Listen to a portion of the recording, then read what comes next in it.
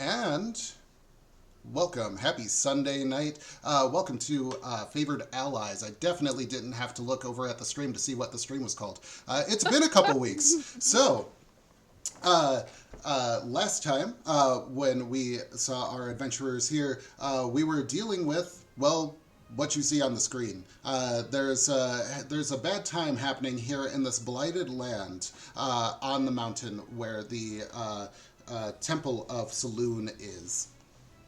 The team has gotten together, met up with a new itinerant knight of sorts who has joined the crew, Durakis, and they have also brought with them Penance, a local paladin, to kind of come and try and take down the Blight. Here, the Blighted Tree of Swift Arbor Regalian is dealing with a handful of the party, while a couple of them, Mama and Kelly, have gone to try and appease the spirit of Talia Regalian to see if they can lift whatever curse or blight is on this land and end this time so that Mama has a safe place wherein she might plant her husband Thorn, who is succumbing to the fate. Um, the stakes are high. The battle has been rough thus far, and at least the next leg feels like it is just close at hand. So, let's go ahead and jump into it. We rolled initiative last time. Jumping in at the top of the initiative, we've got Callie. All right. I have what we think is the tomb inside, so I'm going to run full tilt 35 feet and use my action to dash the remaining 35, and in sort of like a modified baseball slide with on one knee, I'm going to pull out the sword and call out, Caligo de Farah, Paragon of Elfkind, bag parley with Princess Talia Regalian. As you, and go ahead and move your mini. As you run up, you can see there's a sarcophagus here, set low to the ground. It's not like up high on a plinth. It is down near ground level. And the top of it is open and cocked off to one side, and you can see the elven skeletal face of presumably Talia Regalian.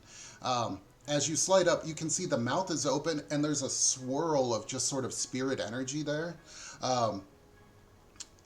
Because you announce yourself as a paragon and you bring out the Sword of Kings, you see the swirling energy turns to a face, and she looks to you.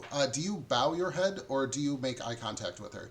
Okay, if you're bowing your head and you're not looking at her, she does not respond. Oh, okay. Well, I figured that's all I could do in 6 seconds with my dash. Because so it takes you an action to actually interact with this thing. Because of what you have in your hands, you could, as a free action, begin your first interaction with her, but you would need to look her in the eye. Okay. Well, I think if there's no response at first, right towards the end, I would lift my head and be like, "Hello," Do I have the right tree? As you do this, the spirit that all the rest of you, Derek, you can see the spirit. It's uncomfortably close to you. Not your primary concern, being bound up by the tree, but you can see it. It loses some of its shape and form and kind of turns more to a faceless mist, and it stops really moving around. It looks just like a little bank of fog now. Callie, as you make eye contact and you bring forth the sword, the spirit energy kind of takes the shape of a young elf's face. And as you look into her eyes, you can feel just the weight of the sorrow of ages on you. And you take 1 point of exhaustion. You don't feel like she attacked you. You feel like this is the cost of parlaying with this creature. Okay. And I will let you know, now that you have engaged her in this form, we're going to call this a skill challenge of sorts. So you will need 3 successes before 3 failures to get her to back off and whatever the resolution is. The original DC was 12. By bearing the sword, all future DCs will be 10. Okay. All right. That's Callie's turn.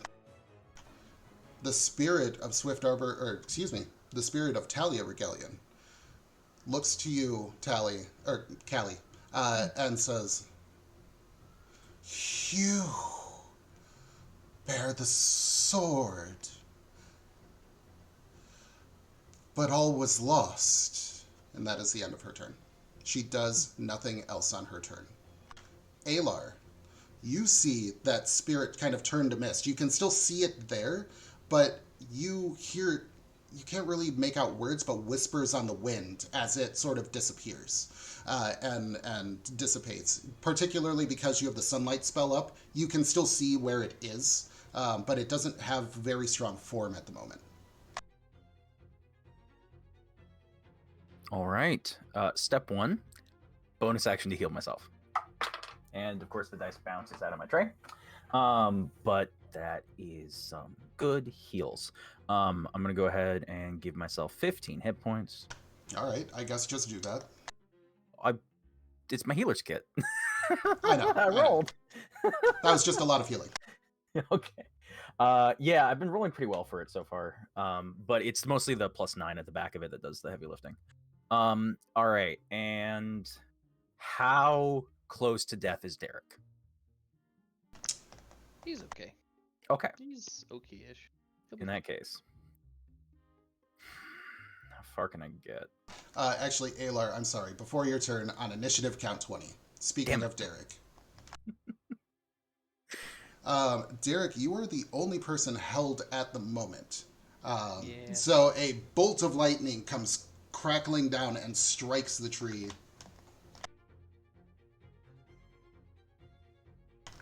And you take the full brunt of it because it doesn't dissipate. That brings us to 10, 14, 18 points of lightning damage. 9 points of... There you go. Sorry, Alar, continue. I retract my previous statement, Eli. How bad are you? Less than half. Okay. How much less than half? Just less than half. Okay. All right. That answers some questions on my end. And Alar, you know, there's a red circle. There's a red circle on there. Yeah. That red circle, that is the range that you can see that its roots and branches can reach. I'm sorry. Yeah. Bless you.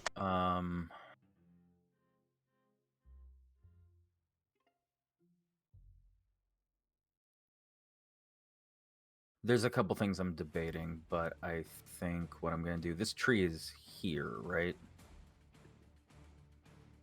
Or... Oh, whatever. I am going to... No. Sorry, the background. There's a... Anyway. Yeah, I see it. I'm going to go ahead... I'm going to move over. I'm going to disengage. All right. And then I'm going to use my full 30 feet of movement to go over here because I have an idea. Actually, how close is Derek to the ground? I would say he's within 5 feet of the ground at the moment. Okay. Would it be just an object interaction to take a grappling hook and hook the back of his belt? I will let you make either an acrobatics. You know what? I'll let you make a dexterity attack roll with your proficiency. I won't count it as an attack. We'll give you the object interaction, but you do have a chance to fail. Okay. You said acrobatics, or did you want dexterity attack? Dexterity attack. Let's do dexterity attack. Okay.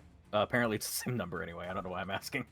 That is going to be a 13 plus 7 for 20. Derek, does a 20 hit you? Derek?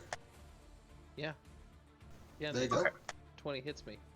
I am going to hook either your armor or like the back of a belt or something that is sturdy with that. I'm going to run over. I'm going to hand that to Penance. I have a goblin on a rope. If you would please do the honors, because I am not strong. Okay. Sounds good. The tree. It says, fuck your grappling hook. Destroys the rope before we have a chance to do anything. Worst destroys the goblin before you can pull him away. Yeah, so its first attack is going to be slamming you into the ground, Derek. Turk. Is it a lightning That's a round? 14. It's not. It doesn't hit. I'm sorry. I didn't add the number yet. That's a 14 plus 8 is a 22. I'm sorry. I didn't mean to pause. Weird. Okay, you remember like 12 sessions ago when you told Colin to stop just reading out the number yes, on the I did. die? I did. That, yes, this is all my bad. I got it. I'm sorry. But it is a 22. I will let you re-roll that for, the safety of our friendship. Yeah, 22 hits. Holy shit. That's some number plus 5 is 13.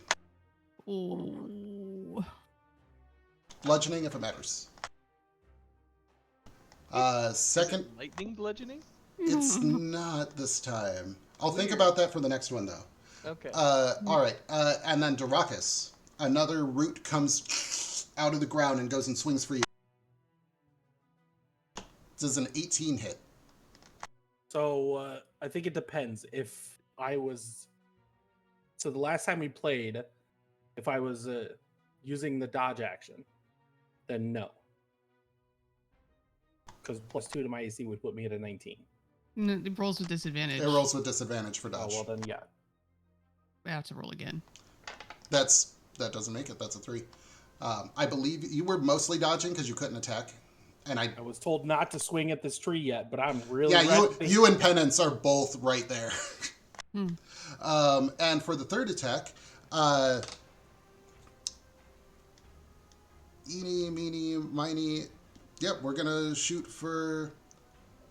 Actually, roll me a d6. Roll me a d6, Mama. On a 1 or 2, it hits Penance. On a 2 or 3, it hits Alar. On a 3 or 4, it hits Tosha. It was a 1. Penance. Does not hit. You see a... Nope, that's a dexterity save. Does not save. That changed the narrative a lot. Okay. I retract my woo. Yeah. You see a streak of lightning go towards Penance as he's holding onto the rope.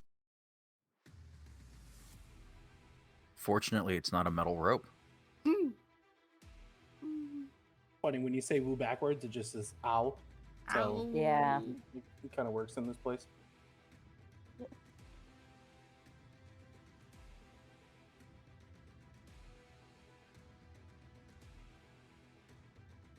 You're muted. All right, Penance. Can you take 40 points of damage right now? Oof. Penance drops to the ground. Oh, there goes the rope. Well, I know what my turn is. I no longer have a grappling hook. I have a tail.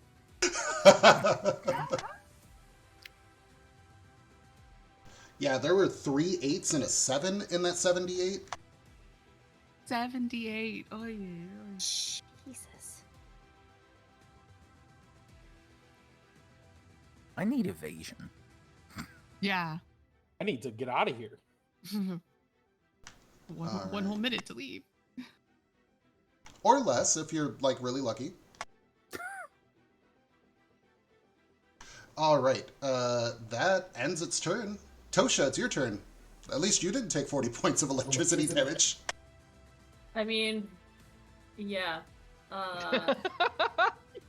Sorry. That is I true. mean, yeah. I could have popped up to 1 hit point, that's all I'm saying. Let's see.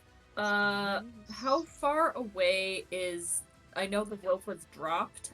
Is it, like, right by Penance? Did it, like, move? No, it's slides? right next to Penance. Okay.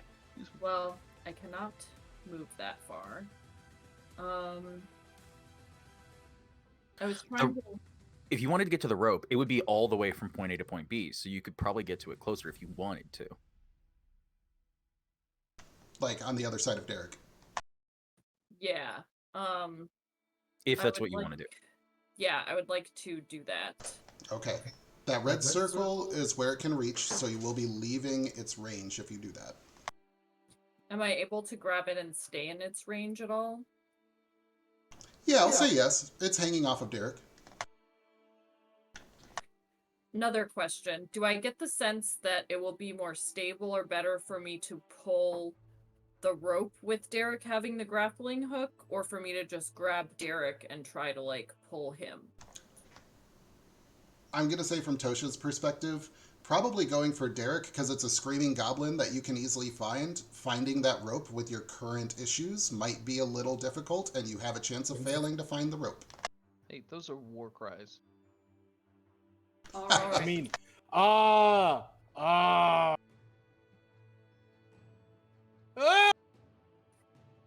Then I'm gonna... Oops, sorry. I'm gonna move up, staying within its range. And for my turn, I'm gonna try to grab Derek, since I can presumably hear him, and make whatever check I need to make to try to get him free. All right. That's an athletics check. I also just realized I had like scrolled on the initiative tracker and definitely like skipped half of the combat. So we'll go back to the actual initiative count in a moment.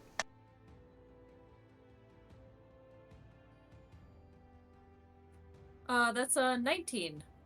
That's a 19. That succeeds. You free your goblin friend who still has a tail. Awesome. I believe that is it for me. Cool. At the end of your turn, Regelian is going to take a swing at Durakus.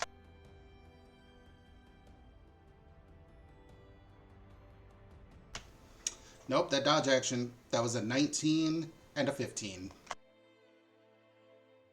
Durakus, it's your turn. what we like to hear. I'm gonna shout and just say, "Let me know when to start this chainsaw." And then I'm going to continue to dodge action. Remind me the rules in your game.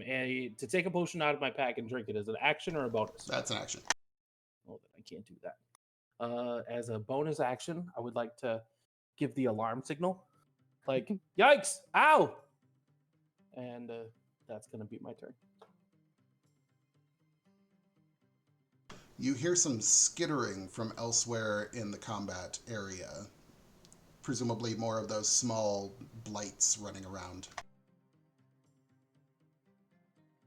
Tosha already took their turn, so it's not your turn. Derek. Looking good. Well, looking. Well, let's see if it works.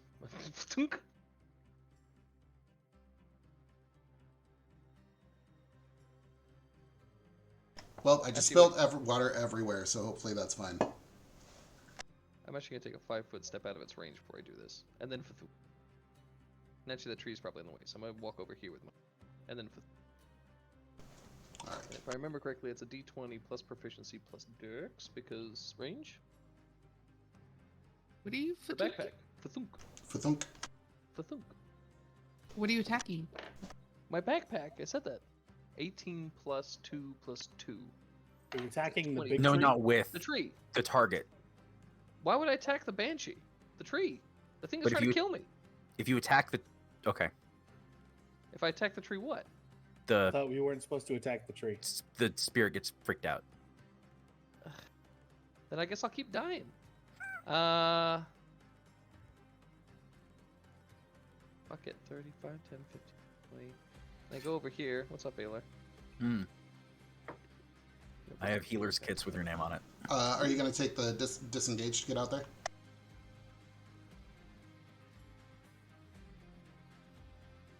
I I'm think gonna you, have to. I think you can do it as a bonus action because you're a goblin, right? I can. I also haven't taken an action yet. That's I don't true. know if there's anything I want to actionally do. I'm looking through my inventory, see if there's something else I need.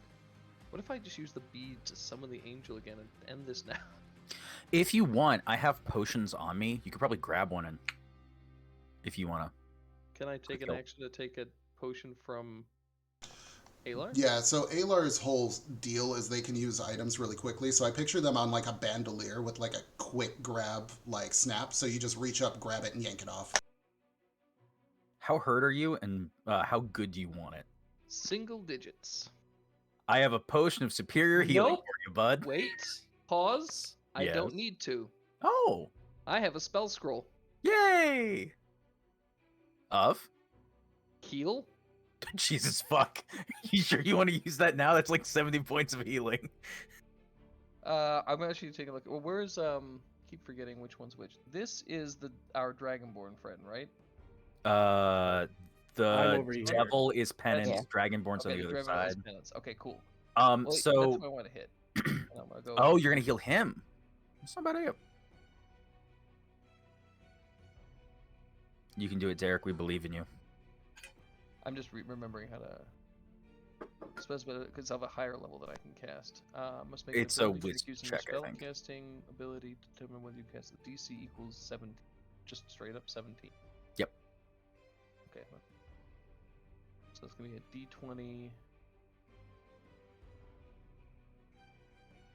Wisdom plus Is it plus proficiency. proficiency? That's my question. No, I don't believe so. I believe it's just a check with the stat. It just says make an ability check with your spellcasting ability. Yep. That's still plus 4, but that means I need a 13 or higher. You know what? Otherwise, I'm never going to use it. Might as well. That's a 14 plus bot 3, 17. Dead of the money. So, or no, 18. What are all the things that heal does? Give me a quick reminder, because it heals 70 points of damage, but it also. Yeah, actually might be it. Choose a creature you can see in range. Surge of positive energy washes through the creature, causes it to regain 70 hit points. It also ends blindness, deafness, and any diseases affecting the target. All right. I should use it on a little guy. That was my thought too. I'm going to say because it actually it rushes him with positive energy, and he's essentially as fresh as he was at the start of the fight. Because of some things from Penance's past, you were going to have to, when he hit single digits on his turn, you were going to have to start making checks for him to see if he kept following your orders. But the nature of this magic and how refreshed he feels, you don't have to start doing that yet. Yay! He's gonna keep playing ball. Delete. Well, I thought about it. I was like, well, I could burn it on myself and regain 30-odd hit points. Is there anybody around here that could afford another 40 check from the giant tree? Mm-hmm. And so he gets that, and then I get in there, buddy. He wakes up and looks at the rope in his hand, and then looks at you at the other end of the rope, standing next to him. My thanks. Yeah, Mama, it's your turn. Get robot heart. So, I run to where Callie is, and I am holding the recipe book in my hands. And I also fall to my knees and introduce myself as Hazel Faye, as an assistant to the Paragon, and I humble myself before the Princess Talia Regalian in order to parlay with her spirit. All right, you're holding up the recipe book. Okay. Mm-hmm. She doesn't really. Are you looking her in the eye, or are you not engaging with her by looking her in the eye? I'm actually looking at Callie because I say that I am the assistant to the Paragon. If you don't look at her, she doesn't seem to regard you at all. Okay, well, and it's the similar sort of thing. Mama's used to people talking to her, so then she kind of looks at the spirit. Okay, so you look at her, you raise that. When you look at her, she immediately locks eyes with you. You have her attention. What would you like to say to her? You have 6 seconds. Mama likes to ramble, just saying. Yeah, that's certainly true. I say, I believe in your best intentions for our people, and we are finding a way to make your dreams true. Give me a persuasion check.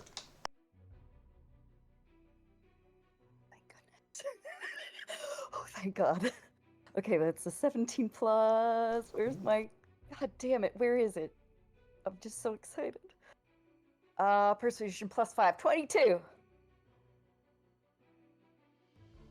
It's 5? Whew.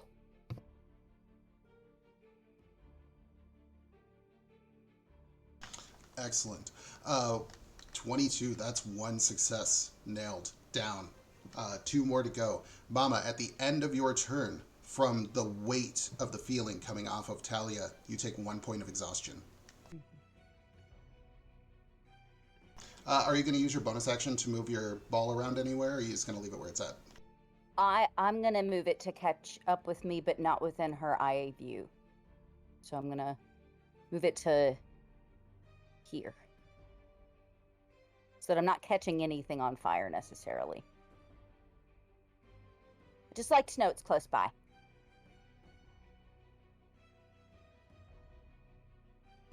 All right, well, I can't grab it right now because Roll20 is doing its thing. It's close by. It's there. Okay. Fantastic. Also, I forgot to do this when Tally came over here, but I'm going to reveal a little bit more.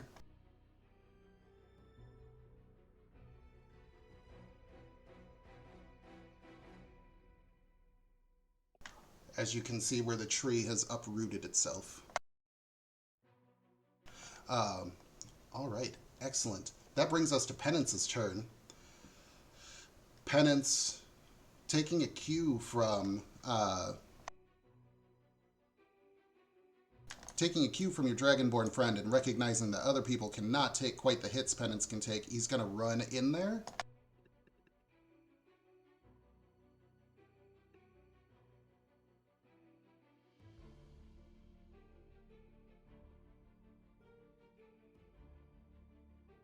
Sorry, 5, 10, 15, 20, 25, 30.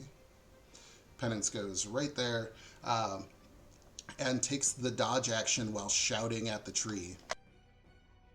Thanks, buddy. At the end of Penance's turn, the tree's going to take a swipe. That's a 21 to hit. Come on, Penance. All right, and Penance takes 12 points of damage. That brings us... Callie, it's back to your turn. All right. Feeling the weight of that gaze a little bit. Mama's here, and that makes me feel better. I will slowly rise, but just keep holding the sword in like a placating sort of manner, not angrily, and be like, Princess Talia, the castle has risen. We battled to clear it, and in doing so, in paying respects, found some of the memory tree leaves and this sword, and we now have the chance to stand united as a people once again, but we need a place to plant this new tree. We need to purify this area. We need your help. Will you help us? All right, Callie, I'm going to need a persuasion check from you. Despite your exhaustion, you are not at disadvantage because you gain advantage from the sword that you hold. Ooh, I was so scared because I don't have no +5. You say All right. all you have is a +5? No, I don't have a +5. Ooh. 15 on the die, +0. That will do. That is your second of 3 successes. At the end of your turn, you take 1 point of exhaustion. No. Okay.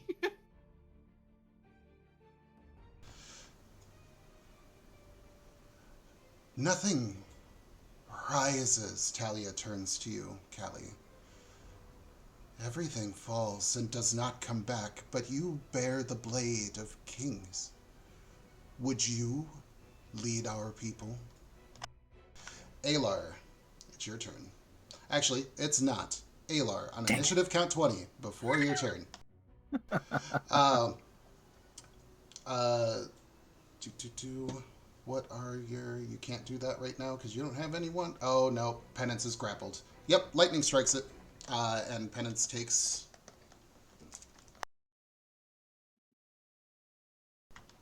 11 points of lightning damage.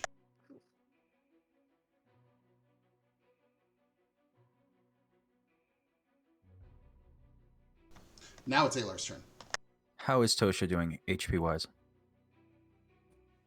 I'm at 26 out of 37. Okay. Let's have some fun. I'm going to first go here. I'm going to go over to my buddy Derek. I'm going to return many, many favors of guidance. And we are going to go ahead and heal him up a little bit. Grab my D6. While you roll that, brief retcon, Penance took the dodge action. So Yes. I just re-rolled the attack against Penance, and it missed. Good. So Penance did not take any of that 21 points of damage that he would have otherwise taken. Nice. Yeah, I need to only ever use this D6 because it only rolls 4s, 5s, and 6s, which is statistically unlikely. Patty, go ahead and take 14 points of healing. I will. Thank you. You're going in the special dice area. All right. And then I am going to go ahead, move up to like the edge of its range. I don't want to be within, but like I'm trying to get a decent shot at it. Where was I originally? It won't let me move. I think it was over here. I'm going to go, wherever I need to be. Actually, Nate, how close do I need to be to hurl a string of bells towards the tree? I would say that the range on that is similar. I would say it's not better than a dagger, so probably something like 20 foot, Okay. 20 foot short range, 60 foot long. Okay. I am going to go ahead and move here. All right. I'm going to move up. Let's just say here-ish. I think that was about 20 feet to get there, and that is now within 20. I'm going to go ahead and hurl the string of like sleigh bells, basically trying to get it like in a crook of the tree, so it's nice and like stuck in there, and it's just like on the tree. It's like TPing somebody's house, but with bells on it. Yeah. Give me an attack roll. All right. Please work. 19. 19 hits. Good. Okay. So it is now a jingly jangly tree, and Tosha can find the tree. Tosha, you hear the jingle bells wrapped around one of the central tree branches. I would say with that, if the tree is moves a lot, or if you're focused on something else, you turn your focus to the tree. You can do that as a bonus action now. Yes, thank you, Elias. I start planning to tell my sister about this so that she can write a song, probably called something like Jingle Bells, and then I run the remaining 10 feet away. Well, over the fields you go, laughing all the way. Yeah. I have named the tree Bob. His branches are his tail. I hate you. You're welcome.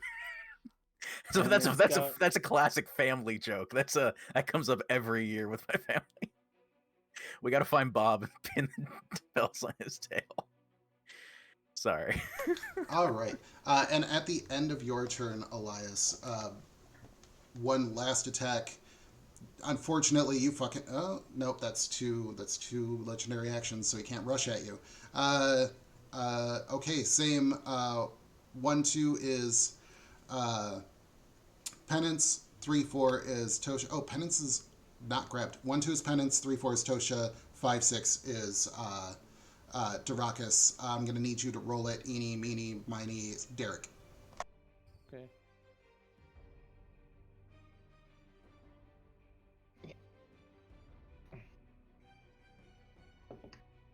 One.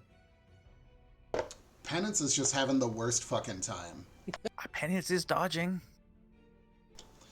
Well, I rolled the same number twice, so no matter what, it is a 4. Yay! Excuse me, I'm sorry, we just went over this. For a total of 12, it misses. I thought you were gonna go 14. Just like keep making it worse.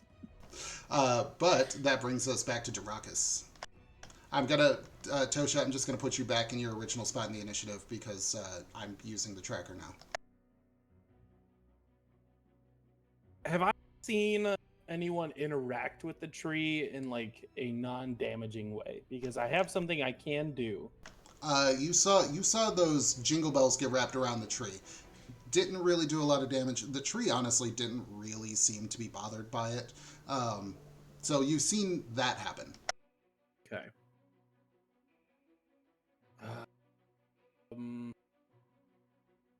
Do I get the impression that any hostile action towards the tree would cause problems? Or is it just damage? Or do I not know? I think that... Give me an example. I'm thinking of like a fear spell where you're like, ah, at the tree might be perceived as aggressive, but like throwing the jingle bells on it was like not a deal. What I'm thinking is, as part of my metallic dragonborn background, I have a metallic breath weapon ability called Enervating Breath. But the idea is each creature in the cone must succeed on a saving throw or become incapacitated. It doesn't say it does any damage.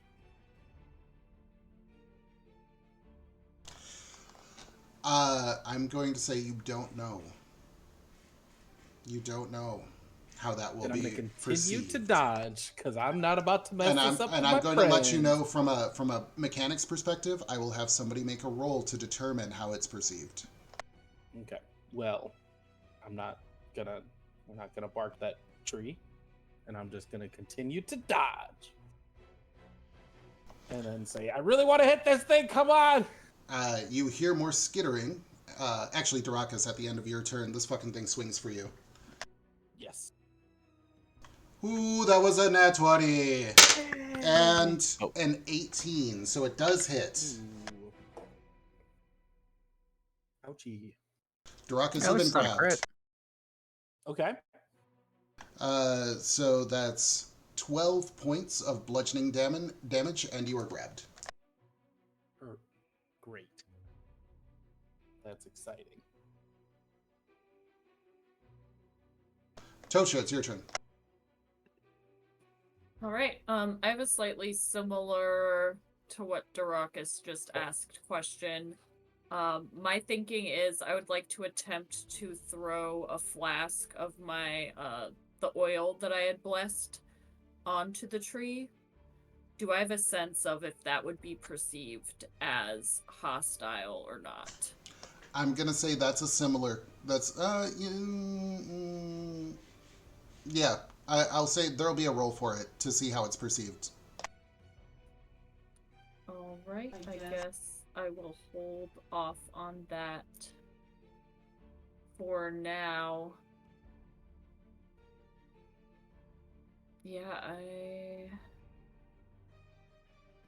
would I be able to hold my action until...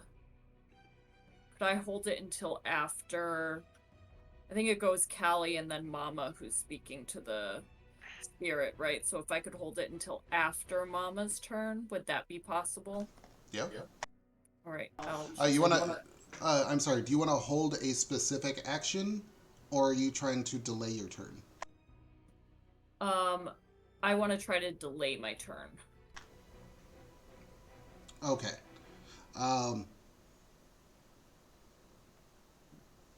Okay. We'll do that. Derek, your turn.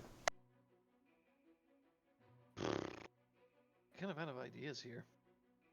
I guess I can try and free my friend somehow, but I don't want to get too close.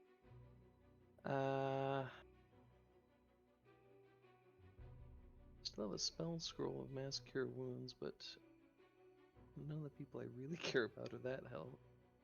Great Arresto is not going to help too much until people start getting into the big exhaustions. It's an athletics check to get people out of the grappling tree. It is an right? athletics check, yes. Mm-hmm.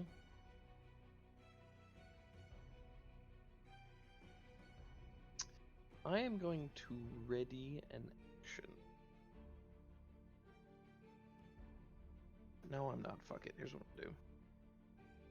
If I can't get you out, I can at least get you ready. I'm going to cast my last third level spell to change the protection from energy. Because Tosha's not bound right now, right? Only Tom's is? Correct. Yeah, I will switch from the protection of energy for myself to Durakus. Lightning. That is a touch spell.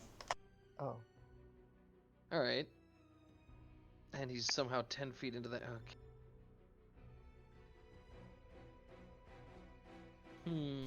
Well, and Durakus you know isn't what? close to I you. run in- Durakus is on the other side of the tree. That one I near have you is that? Penance. Oh, right. No, I'm fucked up my two people. Fuck my titties.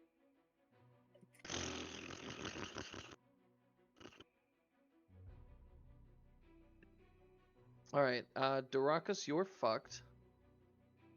Penance isn't held. Tosha isn't held.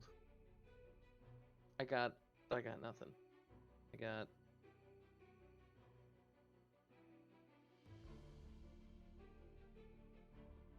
Has Durakus taken damage? Yes. So... It's a touch. Where's my healing word? I yell out, good luck. to Tom's. And you get an itty bitty baby heal, but it might be something that stops you from dying. So, yep, here it comes with the healing word. The healing word is good luck. That's 2 words. Ow! That's convenient because you got 2 health back. Hey. Don't you add your, it's 2d4 plus Oh your my god, wisdom? it's +4. Oh my god, I was reading the wrong one. I was like, +1? How? No, it's 1 + 4, so you get 5 health back. He's only getting a first level healing word, so I only have 1 third level spell left, and I might need to do something about that. Alright. Or do anything later on. That's me. I guess I can move. Start circumventing. Where's 30 feet?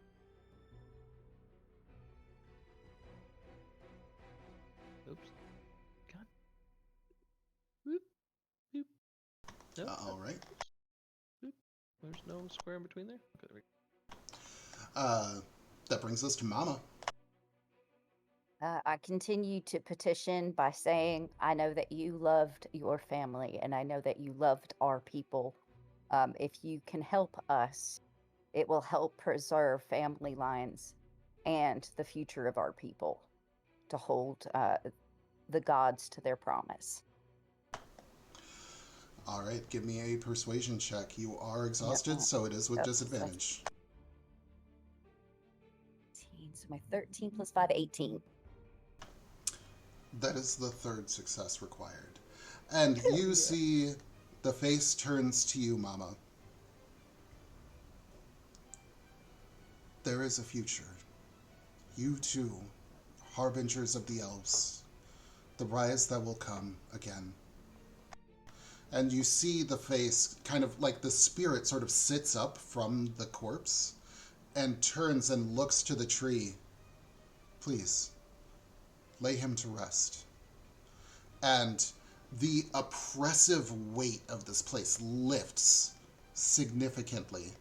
The walls around the outside that sort of create this rift that you had to pass through seem to flicker and weaken. So you do think it might be easier or faster to escape. Not instant. The spirit of Talia Regelian within the battlefield disappears. As soon as I get that to happen. Spirit of Talia Regelian in the battlefield disappears. And you can even see almost immediately there's little sprouts of just rough grass that starts to sprout here all around the battlefield as the connection to the Shadow Realm, the Shadowfell lessons. Anything else on your turn? You've got a bonus action as well, Mama. Yeah, well, in addition to yelling, "Get him!" At the top of my lungs, I move my flaming sphere 30 feet toward the tree.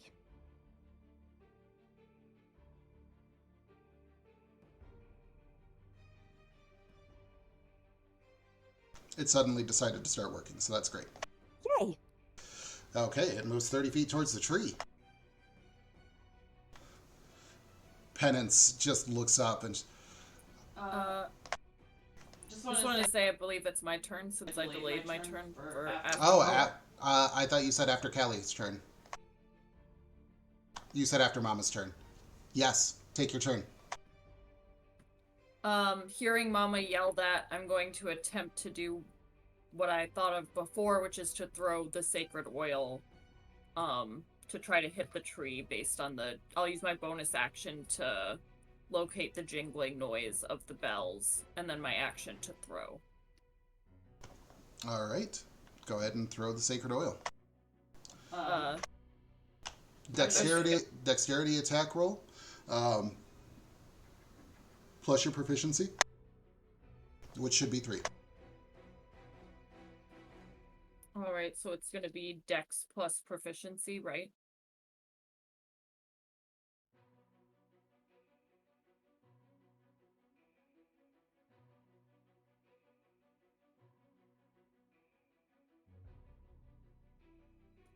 Nine. 9. So you throw, it actually catches on, there's that tree that's kind of between you and Swift Arbor. It catches on that tree, and there is a spot of oil on the ground there, and it does not appear to be under Swift Arbor. You think if Swift Arbor moves over top of it, you could light it, but it did not make contact. Cool. It's my turn. All right. Well, Penance, who's not actually grabbed currently, moves up to take an attack. And you just hear him shout out, "Finally!"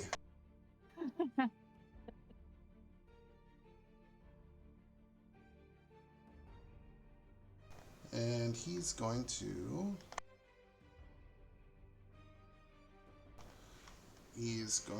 go ahead and use...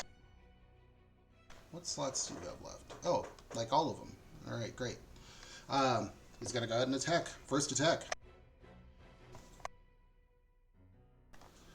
That's 12. Penance strikes. Sorry, that's a 12 on the die, just for clarity, for, you know. Sorry, I understand now. I get it. And Penance is going to use his Smite ability.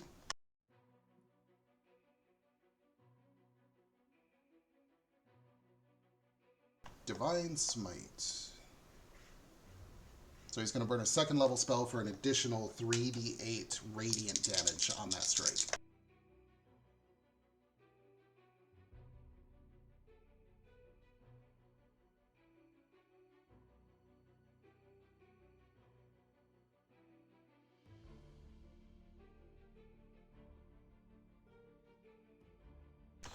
All right, so Penance strikes for 22.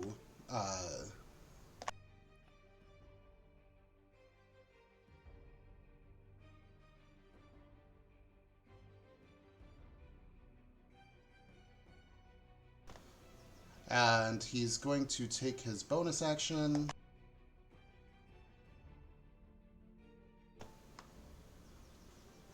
Nope, he's going to stay engaged. He's not going to use his bonus action. That moves us on to Callie. All right. Well, as she fades and Mama says, "Get him," I will stand up and cast haste on myself through the sword. As I yell, "Embers only lay his royal highness to rest."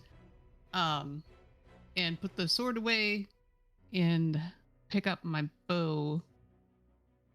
can I see the tree clearly from here? Like, it's within my bow's range, but can I see it?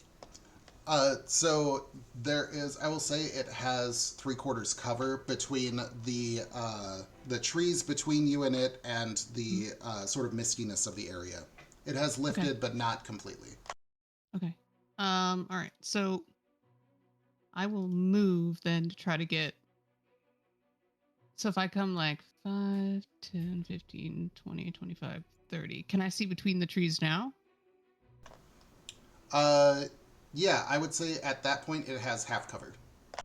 Okay, I can move 5 more feet.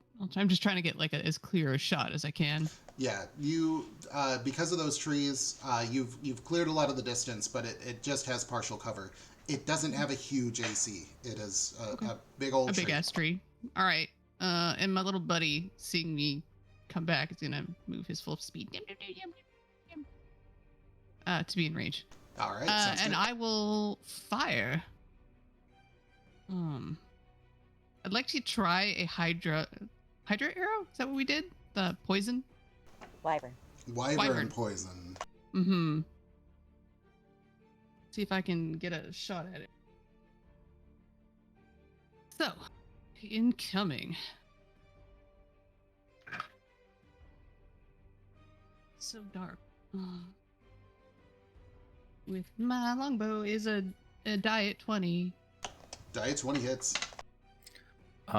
So unless it's immune to poison damage, It's not. it's a DC 15 con save, or it takes 7d6 poison damage, half on a success. Yeah. I've been waiting for this for a while to see Lori shoot something with a wyvern poison arrow. All right. So and then plus it's another d6 for the regular arrow damage plus And my an extra d6, right? If you get it from Val. Val's but it electric would be, right now. Yeah, electric would be bad. Gotcha. So you can do that. You're absolutely welcome to use Val's ability. Okay. So the wyvern poison.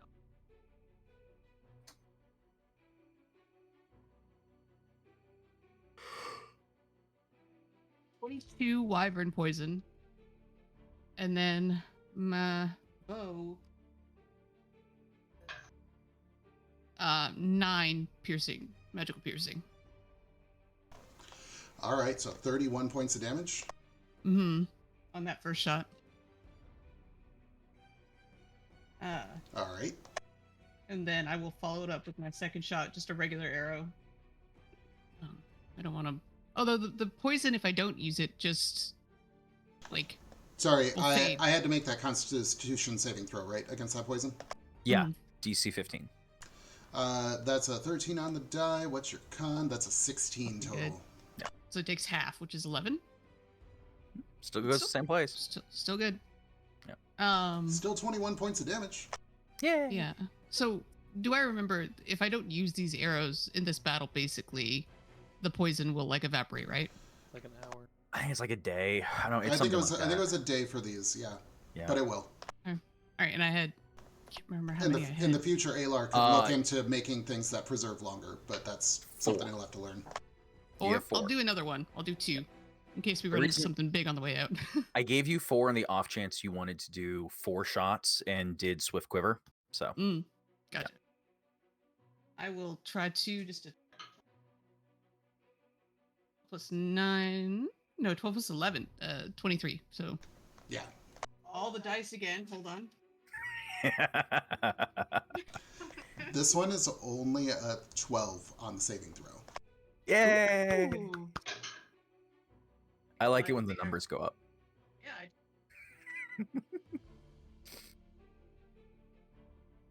When Patty plays Black Mage, it's the big numbers. That's why I keep him on. It's still a 22 plus the bow damage, which is another 7. So 22 poison and 7 magical.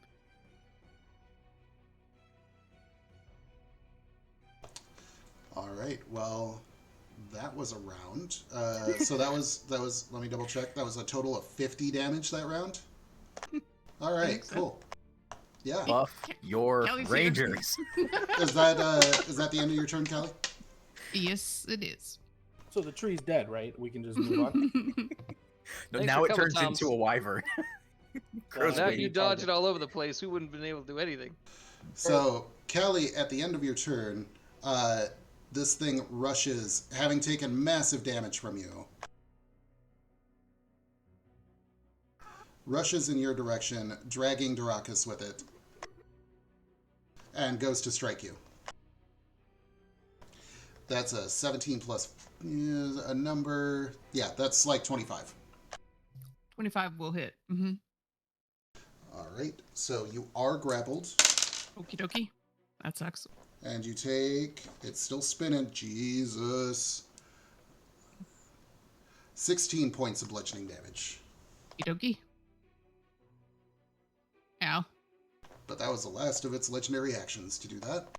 Oh, What damage does it take for being by the flaming sphere? It's not the end of its turn. Ooh. Okay. On initiative count 20, the entire grove. Now that some kind of grass has been able to grow here, the grass suddenly overgrows, and the entire grove is now difficult terrain for the next turn, as overgrown grass and materials come up and make it hard to maneuver around. This is why nature. Alar, it's your turn. Yeah. I am going to move up to my good buddy Tosha. If I get like here-ish, that's going to be 15 feet. Do you want me to give another shot with that oil? If you have any more. Yes, I have one more. Okay. Please do. I will give that to Elias. All right, free object interaction to yoink the oil. And then I'm going to bonus action throw the oil, and we'll see if this works or if I also shit the bed. Come on, dice, you've been rolling well. No bad shitting. Yeah, that's gonna be a 23. This dice is going in the good pile. The bed remains unshit as you strike the side of Swift Arbor Regalian with this holy oil. Mm-hmm. And let us have some fun. Okay, the holy oil is on it, which is great. By the way, I can't hear a word anyone is saying because I still have my earplugs in, so I'm just like looking at you, waiting for the oil to come out, and then I take it. I'm gonna. Nope, I'm out of those. Sorry. I am going to go ahead and where did my stuff go? Sorry, I thought I had some things, and I think I may have just given them all to Derek, which is fine if that's the case. Okay, I am going to go ahead and try to shoot the tree because my friend is near it. All right, there we go. Nate, 9's gonna miss the tree, right? Actually, yeah, 9 definitely misses the fucking tree. All right, it had to go bad one of these days. oh no. It's okay. Honestly, I'll take the holy oil over some damage on the tree right now. So it is oiled up. It's near a fireball. I'll call it good. I think I'm out of movement. All right. That brings us to the memory of Swift Arbor Regalian. It's going to use its first action to slam Callie to the ground because damn, she heard it. That's a 19 to hit, Callie. Does not hit. My AC with haste is now 20. Aw, damn. Well, Oh, damn. its second attack is going to be against Darakus. Darakus, I believe you're still dodging?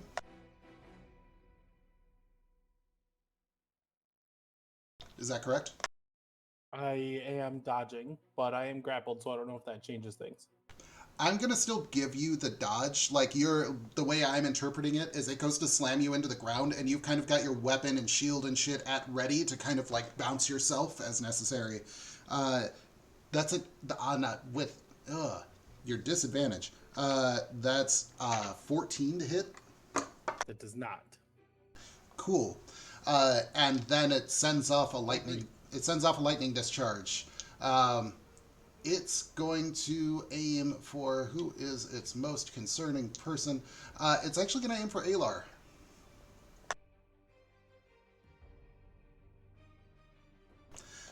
You are exceptionally lucky that you need to roll a dexterity saving throw, and that this nat 20 didn't mean anything. Ooh. Oh boy. All right.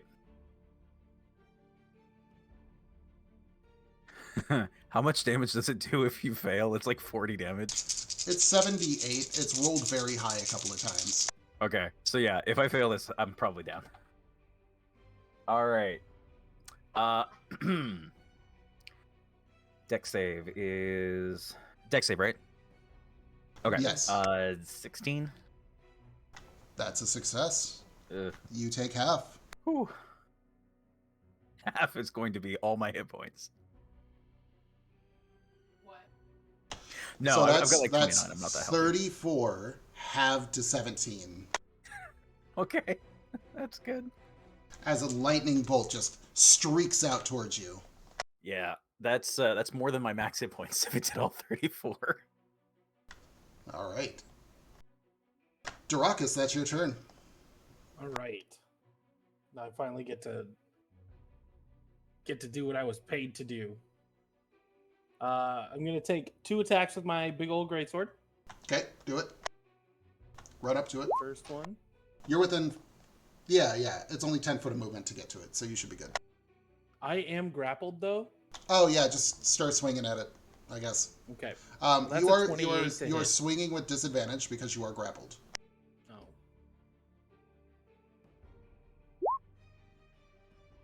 Well, that's an 11. But I am blessed. Potion of heroism I took at the beginning of the battle. Nice. That's only a 1 though. For a 12 total. That doesn't do it.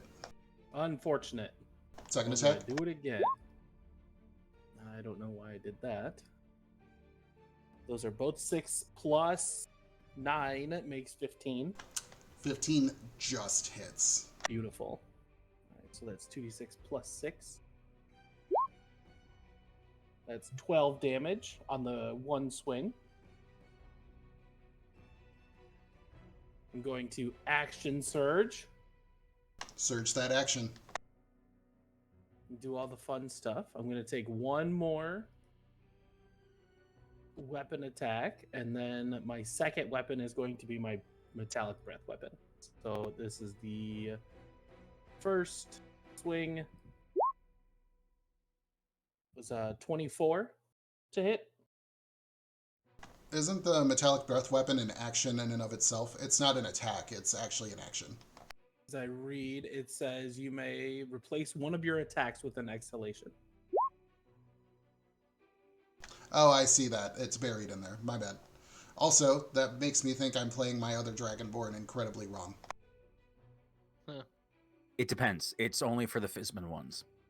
Yeah, this is one of the Because they redid it. But there are chromatic dragons in Fizban, so I don't know if you're using PHB or the Fizban dragon. I was using... It doesn't matter right now.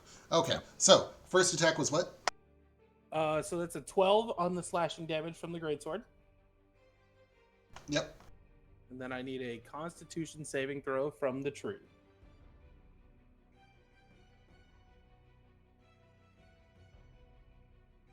Ooh, that's not good.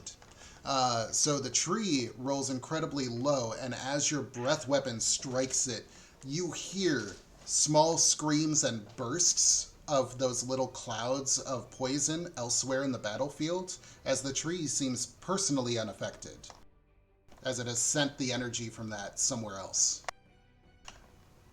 But you don't hear any other skittering creatures on the battlefield.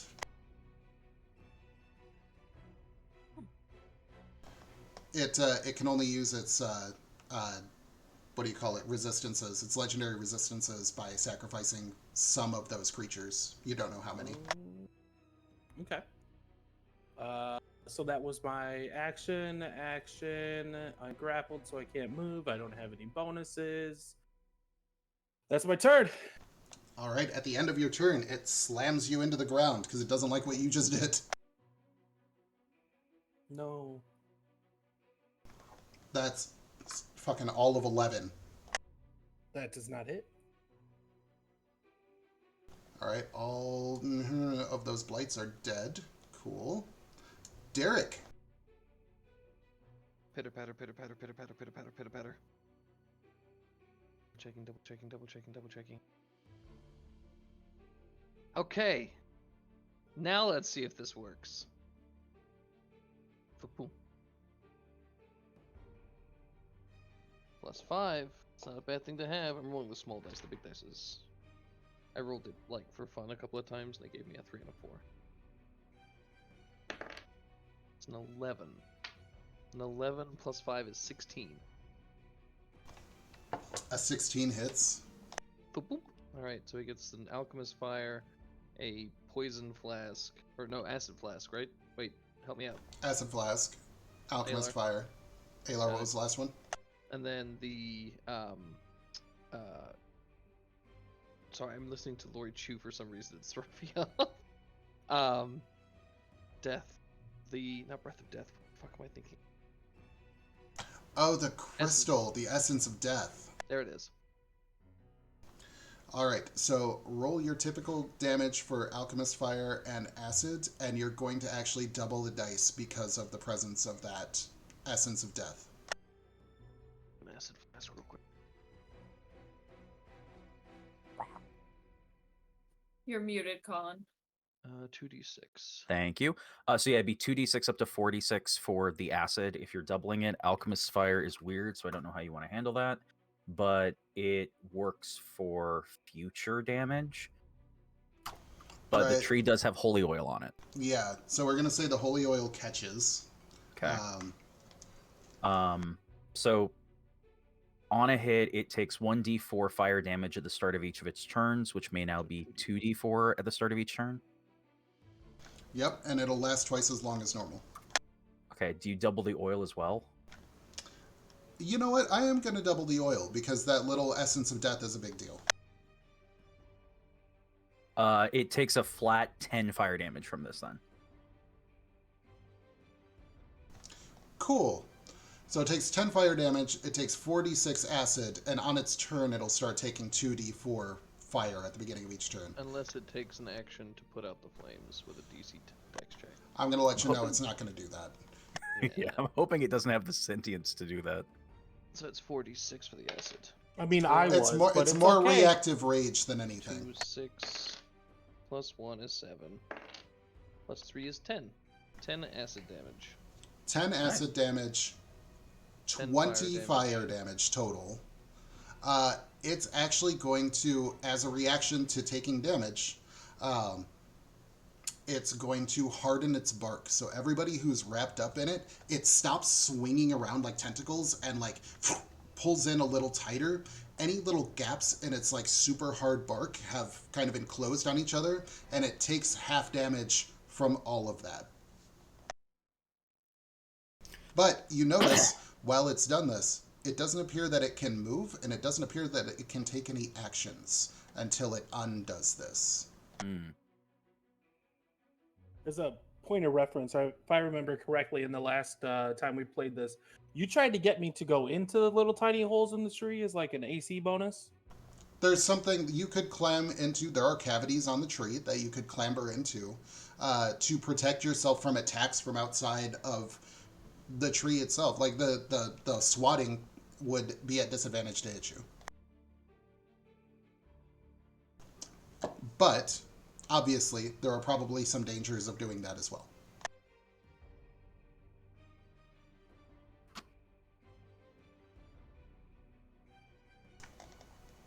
Mama, it's your turn. Unless Garrick has anything else on their turn. Want to double check. I know you're a goblin, so you've always got bonus actions. Sorry. No. All right, Mama. So, if I just, as a bonus action, like ram the flaming sphere into it, does that count as an action all of a sudden? Because I'm just moving it. It's a bonus action. Excellent. It's a bonus action to move it, and when you ram it, It's just one of the things that happens. So I'm gonna go ahead and do that. Ooh, also, it did. What's the damage that it does? I'm double checking that as we speak. Because so it's a Swift Arbor Regalian did end its turn next to it, so it's going to take damage from that and from this. okay. So it's a Dex 14 save, which makes it difficult when it's not moving. And it's 2d6 fire damage. All right, so roll the 2d6 for the first one at the end of its turn. It's going to take the full brunt of that, doubled because it's weak to fire, and that happened before it consolidated. Okay, so that's 6, which is not much, but it's something. Oh wait, yeah, 6. That was enough to bloody it. Except oil. And you've had that go off every time we do fire damage to it, so that would be another 5 at the end of its turn, and then another 5 when Mama hits it again for an additional 10 damage from Mama. All right, so it's an extra 10 at the end of its turn. It's very bloodied. And then Mama. Mm-hmm. It needs to make a dexterity saving throw. It automatically fails because of its current state. Okay, so that will be 6 more. 6 more plus the additional 5. All of that halved because of its current state, so that's 11 halved to 5. And then for my action, I'm gonna cast Wither and Bloom. And I'm gonna focus that on Callie, because Callie, you got hurt, right? Got slammed I into did, the yeah. ground. Yeah. Okay. So I'm gonna focus that point on Callie for Wither and Bloom, and that will do. So it's gonna have a Con 14 save, but it's 2d6 necrotic damage on a failed. And non-magical vegetation in that area withers. It does really bad on that con save. It's like a 5. And you do see the stuff that's making it difficult terrain doesn't really wither around it. You can see like the edges of the grass blades turn black, but like there is something magical about that effect. Mm-hmm. Looks familiar to me. So that thankfully is 10 necrotic, which I guess is 5 because of what it's doing. And then Callie, you get one of your unspent hit dice, and you regain hit points total to the roll plus your plus my spell casting ability. So I'm a level. What level am I? I'm 5. Your spellcasting ability modifier, so your wisdom. Oh, it's my +3. Right. I don't. What the hell? Yep, am I that's doing? correct. Yes. Okay. So it's your hit die +3. Muted. Oh, sorry, I was muted. Sorry. Great. I rolled a 5 plus 3 is 8. So thank you, Mama. Take care of yourself, honey. All right. I've tried.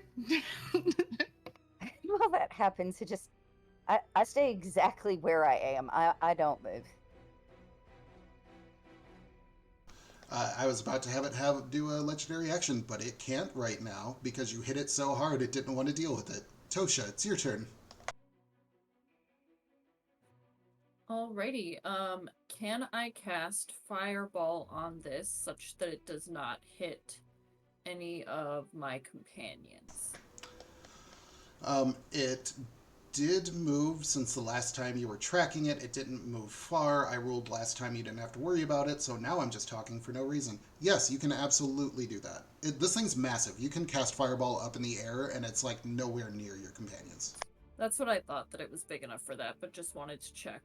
And yeah, I'll use the bonus action to locate the jingling of the bells, and then I'm going to need you to roll a D% when you cast this Fireball. do you want my roll to hit with the fireball first? Or no, You don't roll to roll hit. it to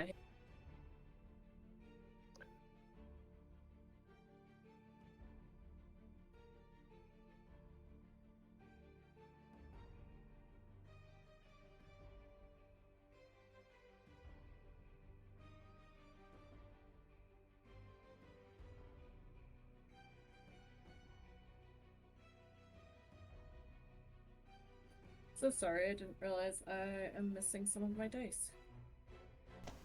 Do you need a D%?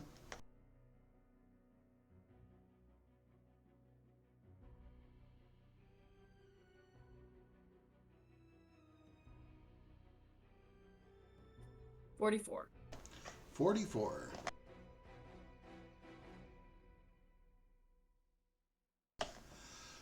Well, that's fascinating with this character. An eye appears on your forehead for the next minute. During that time, you have advantage on wisdom perception checks that rely on sight, and I will say that for the next minute, your penalties are negated for being blind. Oh, hey. That's neat. Love that. Your third eye opens up. Right in the middle of the forehead? Yeah, just an eye opens. No, I'm saying I could do that? Derek says. Like, it doesn't have to go where you want it to? Derek's like, elbow eye. Third eye blind. And then I need it to I'm not blind. make a dexterity saving throw. It automatically fails. Great.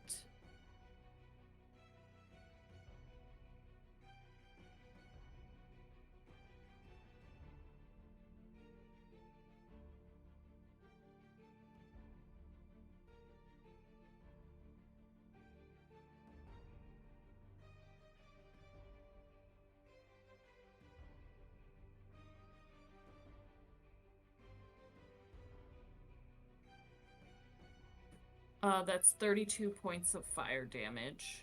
All right. Half to 16. And I believe it's already on flames, but if not, I imagine it would. It takes an extra 5, half to 2, because of the fire on it. Great. And then I'll just let you know, DM, because I imagine that doing this would be a separate action on my next turn. But my intention now that the fire is caught, is to begin, like the Asher funeral sermon with the holy oil lighting up this for Swift Arbor Regalian. So I'm gonna, once that hits, again, this is just more for flavor because I'm gonna use my full next turn to actually cast the spell, but I start saying, from ashes we come, to ashes we return, and, just like launching into the whole thing with the tree igniting. All right. Penance is going to go ahead and take a swing or two with their shining rapier.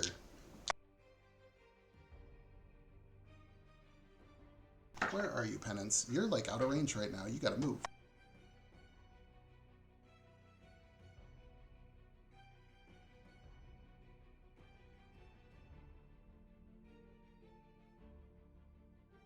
You know what? Penance is actually gonna move right there and is going to use their bonus action to try and duck behind that tree next to them and try and get be stealthed against Swift Arbor Regalian.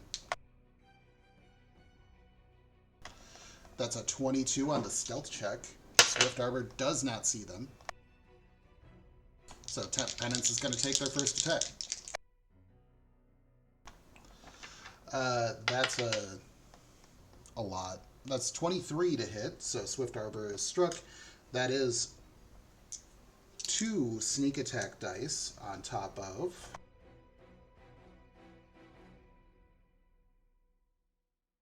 And he's going to go ahead and burn his second level slot to Holy Smite.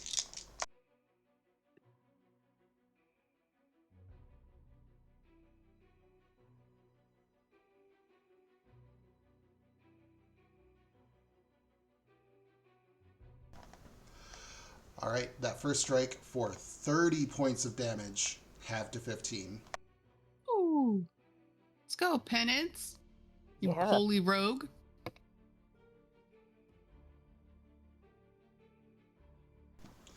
All right, and second attack.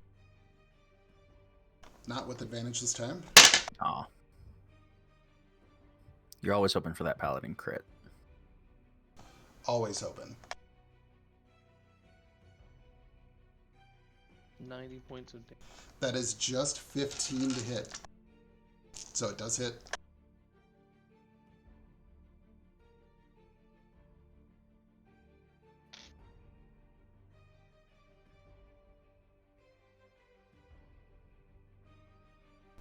I don't want to look it up right now. Can you use smite more than once in a turn? For every Yes. weapon attack that hits. Yep. All right, he's going to smite him again. It gets weird when you're doing the bonus action smite spells, but that's about it. Like as many times as you have spell slots or something, right? Yeah. All right, the second hit is for 15, halved to 7.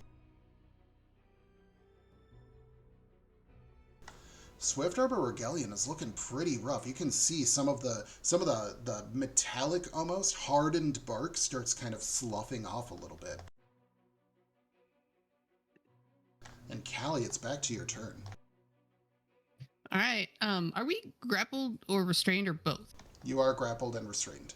Okay. So we are disadvantaged, but I can still shoot. So we will shoot with disadvantage.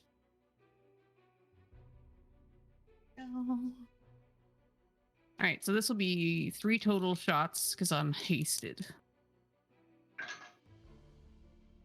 First one is 22 to hit. 23. And last one, 25. So I believe Those they all were hit. those were with disadvantage? Mm-hmm. Those are the liberals. Damn. Yeah. Fucking Rangers. Yeah, those all hit. Are you using the wyvern poison arrows? No, just because like I notice it's taking less damage and I don't want to necessarily burn it. Hoping to give it like a finishing shot if he weakens. Okay, so here comes 2 of the 3.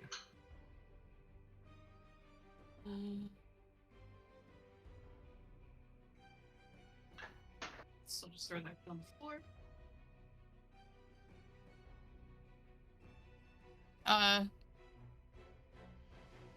17 plus 12, 29.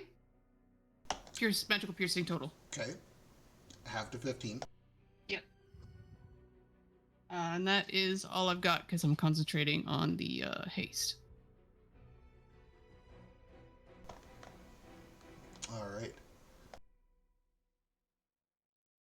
Talia's gone. On initiative count 20, a lightning bolt strikes it.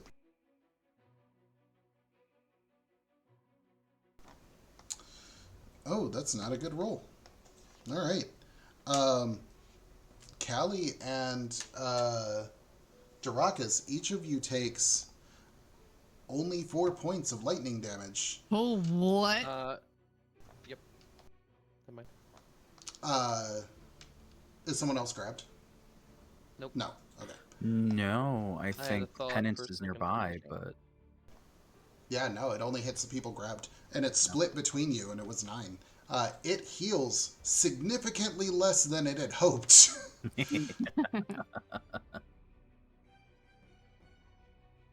how hurt is Darakas? Because it informs what I do on my turn. I could probably slam one more time. That's an important thing to figure out, because it's Alar's turn. Yeah. If you're looking bad, it's still all clamshelled, right? It is still all clamshelled. Okay. I'm going to... It looks really bad, but slightly better than it did just before the lightning strike. Okay.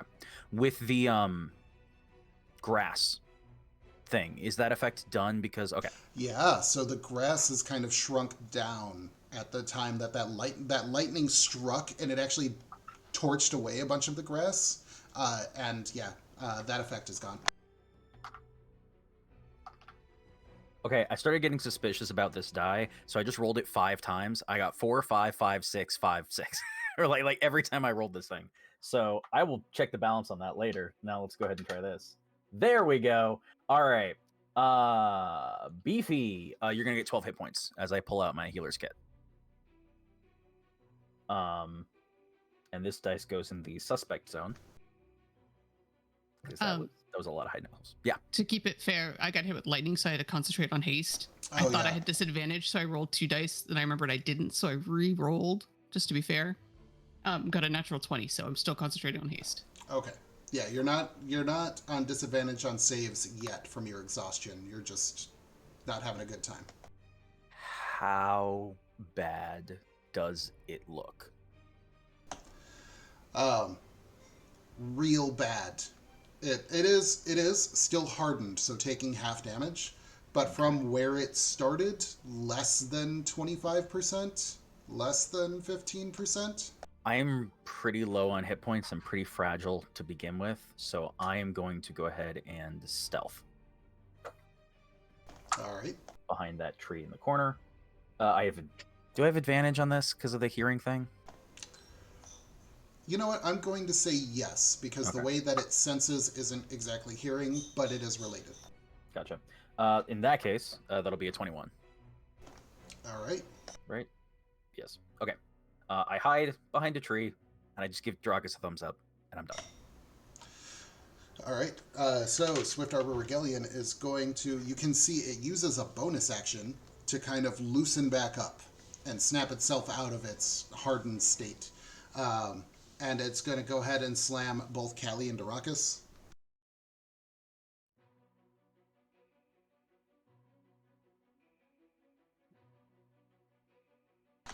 Well, Callie, that was a nat 1, and Drakus, that was a nat 3. Yay! Woo! So you both manage to, it slams you into the ground, and you manage to kind of twist and contort your body so that it more slams the branch itself than you. With its third attack, it goes to use its lightning discharge. Gross. They have fills for it. What was that you rolled, Alar, on your stealth check? 21. I think I rolled a 14 plus 7. Okay, you're fine. So, let's see. Tosha, Derek, and Penance. Penance on 1 or 2, Derek on 3 or 4, Tosha on 5 or 6. I'm going to need you to roll it. Eeny, meeny, miny, Alar. If you want, there's also the Drake. It's in his range. The Drake has done literally nothing to it. Fair. He's just la la la. Yeah. All right. Told you that Drake's D6. useless. And That is also, going to be a... and also, 4. FYI, like for this attack, everyone is in its range. What was that? It's a 4. 1, 2, 3, 4. That's Derek. Derek, I need Probably you. shouldn't have rolled the suspect die that can't roll a 3 or lower, but... Derek, I need you to make Wasn't thinking about a dexterity saving throw. Oh, that one. Okay. Not a problem. That's 2. All right. Yep. Just gonna. Okay. He makes himself taller and turns into a lightning rod. Ho, ho, ho. Well, that's gonna be a grand total of 7, which we all know is a lucky number, which thus gives me the lucky feat. So I'll Mhm. re-roll it for a nat 1. The dice says fuck you. So Derek, that's a 31 points of lightning damage. Half. Bye. Oh. So half to So 15. wait, Are you that's- still up? I say, but is that? Let me ask this quick question. The constant, because it's a concentration spell. I take it. I still get it for the damage, right? And then I concentrate on it afterwards. So you still have it for the damage. So your damage is Very halved, important. and then you make the save. Okay, so that's 16 damage, right? 31 Yes. Yep. So you need a DC 10 Constitution round up. saving Bark is throw. worse than its bite, bitch ass. Hey, I got 7 hit points. I hate that fucking number. And then let's see, what is my concentration check? DC 10. Uh, Because it's 16 halved or 10, whichever's greater. I meant like, what am I adding to it? It's Constitution saving throw. Constitution. I just couldn't find it on my sheet. +4. Okay. Well, that's a 3 + 4 again for a 7. God damn it! You are no longer 3 sevens protected in a from row, I'm lightning. a fucking slot machine. We need to go to Vegas. Me and my loaded dice, apparently, and your constant I'm just gonna sevens. sit there in a fucking slot machine. Are you kidding me right now? Are you actually kidding me? Tarakas, it's your turn. Wait, was that So the end of the its turn? That's the end of its turn. Takes Oh, fire damage. shit, yeah. There we go. Roll it. Derek's like, Oh. ow, but also you're on fire. 6. I was like, Oh wait, no. Deep fire Wait, damage is I- D6, right? No, yeah, D4. 2d6. It's 2d4. It's D4. So No, at for the Mama, Oh, Mama's wait. is so. Here's the thing: at the Yeah. beginning of its turn, Mhm. Derek, the extra damage from what you did will happen. At the end of its turn, Mama's thing will go off. So at the beginning of its turn, it's going to take whatever you roll, Derek, plus 5, 9. doubled because it's vulnerable. 18. I'm sorry, I've been dancing for about 20 minutes. I just gotta pee real quick. I'll Yep. be right back. At the Sorry. end of its turn, Mama, it needs to make a dexterity saving throw. Mhm. That's a 16. Yeah, he passes. So he takes half, right? That is correct. So he's just going to take whatever you roll. 4. Oh, that's right. So that's 8. Plus 10, so it'd be 18 total. 8 plus 10. Sorry. You rolled 8 total, Mama? Yes, Oh. I did. Okay. Plus another 5 and then doubled. Mhm. So that's actually 26 total. Ah. Mama, what does Yes? it look like as your ball of fire burns this tree to end the fight? Fireworks.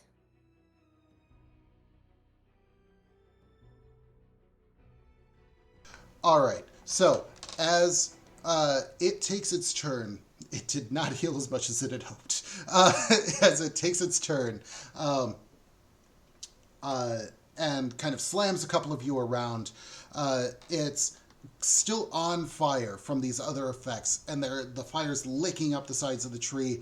And Mama, your little ball next to it kind of finds a nook like right under it. And it starts to actually kind of like when you have a pan that's on the stove and the fire's creeping around the sides, your little ball, it's like 5 foot across. This tree's massive though. So your ball rolls under it and the entire bottom of the tree catches.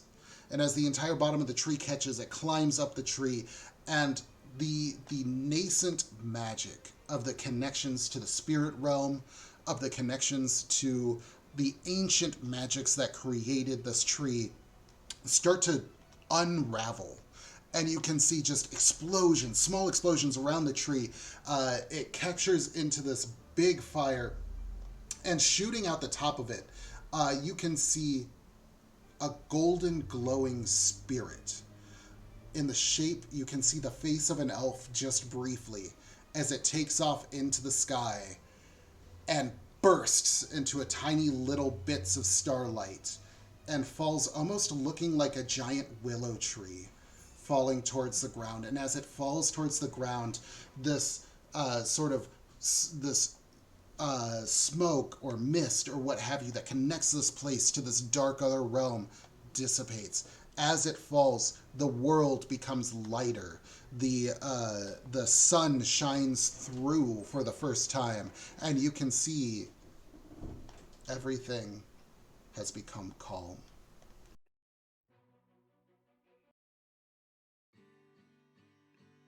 Scamper away from the burning tree. You are out of initiative. I Does it, reload like- the backpack. Does it let go of people, or do I need to help Darakas get out of the tree? It goes slump, and Darakas is able to clamber out of the tree. Penance Right. backs off away from it, and you all kind of sit for a brief moment in awe as you can just feel the light of the moon and the light of the sun just sort of warming all of you and dissipating this dark energy that has been in this grove and around this tree for the better part of 1,000 years. And we'll pick up there in 10 minutes. We're going to go ahead and jump to our break. We'll be right back. See you all shortly. Thank you for joining us. See you in a minute. Put up a park.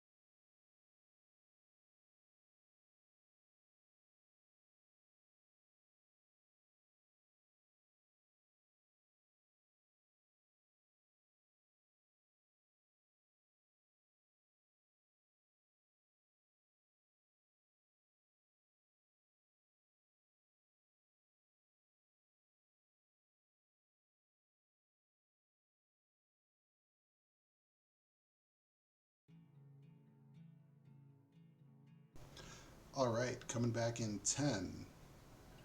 No, I'm joking. We're actually live right now. Everybody can hear that. Hey, and we're back. We've just finished the cleansing of the Blighted Land, the best possible area, as is known, for housing a new memory grove. As the spirit of Swift Harbor Regallion's memory burns up, you've seen this spirit fly off into the sky like a firework, and Tosha is holding up a hand, third eye open for some reason, and shouting as they begin the prayer and funeral rites of the Asher, calling this being to their next world and witnessing their end. Embers only. What are you doing? I loot the body. I was waiting for that. I walk around with, of course, my bottle of bog water, and I offer a sip to everyone, and then I kiss each person on their forehead, but going around the third eye for Tosha. That eye does go away after about a minute. So Tosha, I think the funeral takes an hour to cast. Let me double check my notes, but I think that's correct. Yeah, so after the first minute, you're in it. Like, you're lost in the sauce. You're running your funeral, speaking your rites, invoking the Asher. But you kind of don't even realize that you've lost access to your sight. You know the lines. You know how this goes. So Tosha continues for about the next hour, giving funerary rites to Swift Harbor Regalion, the last king of the North. And if it's relevant at all for any reason, for the next 7 days, the tree can't become undead by any means short of a witch spell. Look, we're not going to say I that suck it's... casting. We're not going to say that it's relevant or not, but maybe that wasn't a terrible idea. All right. Everyone else, you can take a short rest. You can investigate the area. I heard I loot the body from our little goblin. As you start looking around the remnants of this tree, and in particular where the tree was previously planted, go ahead and give me either a perception or investigation check for Derek. It's this. Oh wait, no. Perception is +4. 15 plus 4 is 19.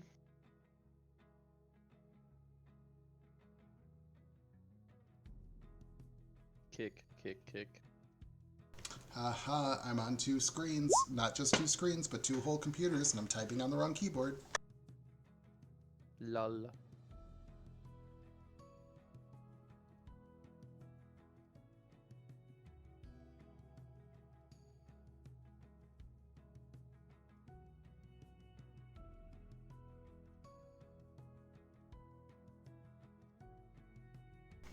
Oh, I should have searched this a long time ago. So Derek, you're looking around. You do find some things. I'm going to search this while we do some other things, and I'll let you know what you find. What was the total? 11? 19? 19 is way not the same as 11. That's an important difference. What's everyone else doing while Derek is kind of like searching around? Sorry, Cal, were you gonna say something?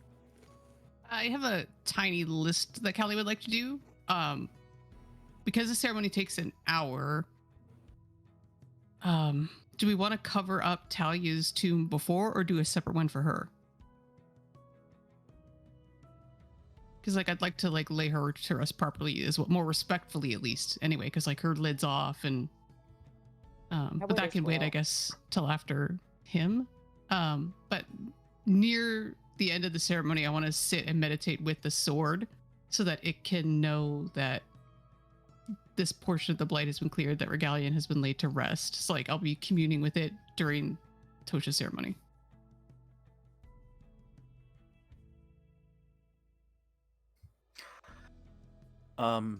You mentioned that there was an effect on the area when Talia moved on. Is the fog mist veil gone? It is over the next hour. It is gone. Okay. It thinned out when Talia left. It mostly is gone to the extent that the sun can even shine through it. You do have to push through it. It might take you a round or two. But after the hour has passed, that whole connection has been severed. Although those of you who are magically inclined, particularly Mama and Tosha, and to a lesser extent Derek, because this just isn't your area, you can feel that there's like a thinness here between, like, Derek, you feel like you could use your bead more easily here. Like you might get other benefits because it's less of a to do for something to cross over here. But but Mama and Tosha, you really feel there's like something here. Tosha, you feel closer to death and these like doorways to other worlds. Mama, you can feel there's something like just kind of wrong. Like it doesn't feel like home. It feels like somewhere else.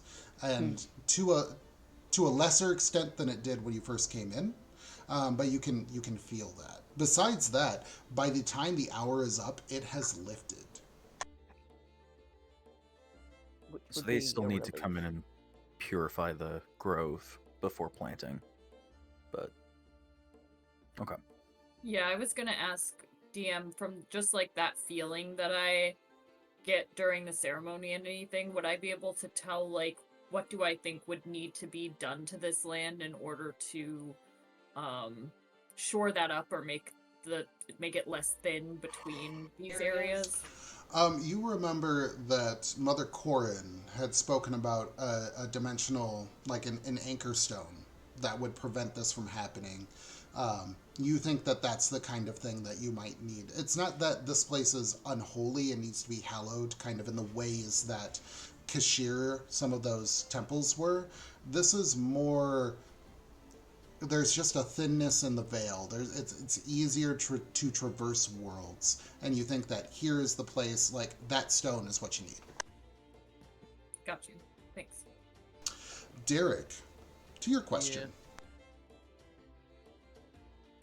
With a 19, you find many of the shiny things, although not all of them. Aw. But you do find kind of sticking around, stuck to one of the branches. It was one of the outer branches and it didn't get torched. A cloak that seems to have been preserved very well. It's a pale green cloak, seems to maybe be meant to blend in with the wildlands around. It has a little brooch on the front that is carved of a very fine wood. It is probably some cloak that belonged to a druid in a past age. The only other thing, you find a lot of broken glass that may have been vials at a time in the past. But the other thing you find, there's a gnarled stick that sticks out from the tree and is a different wood. The tip of it, while the tree was here, you did not notice this, but once the tree and Talia have gone, you notice the tip of it actually blooms with, or not blooms, but actually grows like a small little cluster of leaves, as though the stick itself were still alive. And it does appear to be some sort of, you could use the stick as a quarterstaff. If you wanted to cast any spells, you might find out more things about it. You know, I would love to cast more spells, but for whatever reason, right? For whatever, oh wait, hang on. I put this in the filter and not in the name for this item. There we go. Add item. Add item to equipment. Gnarled stick with leaves on. Oh, I also need to put that cloak on there too. Green cloak. Oh my god, fuck you, D&D Beyond. Sorry if there's any kids in the audience. D&D Beyond. That is a pro green. Add item. Okay. Unfortunately, you can't cast identify at a higher level. So Nope. I can't cast it. Oh wait, no, second level is what I was out of. You could also do it as a ritual. So Yeah, I mean, you can do it as a ritual, and also you can use a higher level spell slot. It just doesn't do any benefits. You can always use a higher level spell slot to cast a lower level spell, even if you don't Okay. get a boost. Then I'd like to cast Animate Dead back on Arnie. Do it. So I got Arnie back. Great. And then And I you will do take- you do see there are a number of other not Talia skeletons kind of around. Actually, one of them had like a broken shield and some busted armor. If you wanted to collect up some scrap metal, but it does seem like folks have been here in the past, and there are enough skeletons that you could build a skeleton out of them if you wanted a skeleton rather than Artie.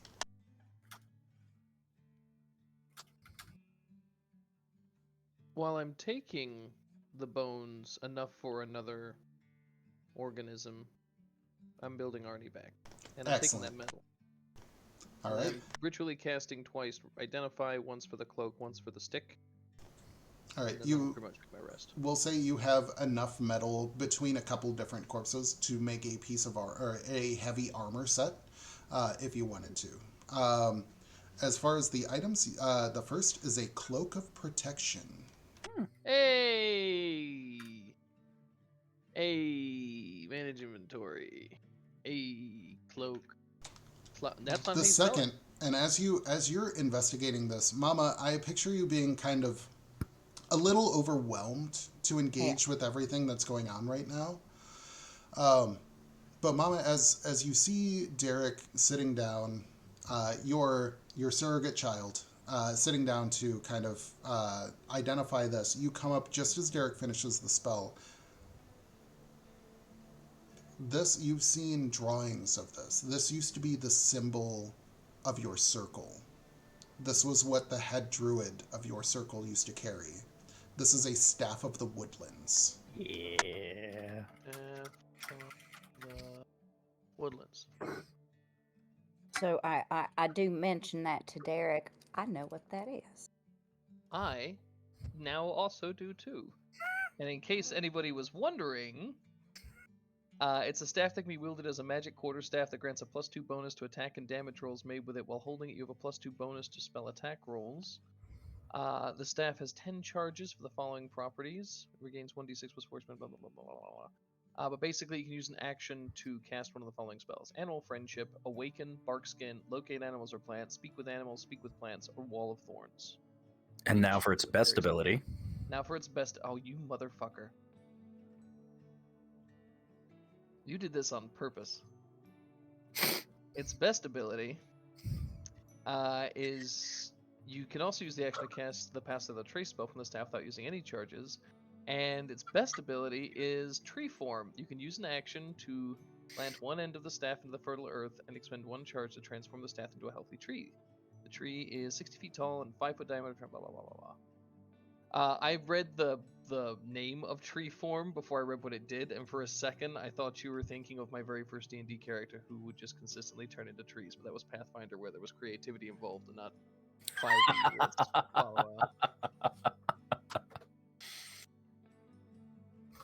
Well, Derek, I would like to ask you if it is possible, because it is a symbol of my circle. Would you be willing to let me carry that? yeah, I got no use for it. Can't even, like, it doesn't even have wheels. Will you have yourself a point? It does have more of my aesthetic, I suppose. Watch this, ready? Arnie, do a backflip. Arnie proceeds to fall over. Stick, do a backflip. Shit. Yeah. Yeah, I have no use for this worthless stick. It's all yours. Come on, Arnie. And all 3 of his legs help him get up, and then he wanders off. Nate.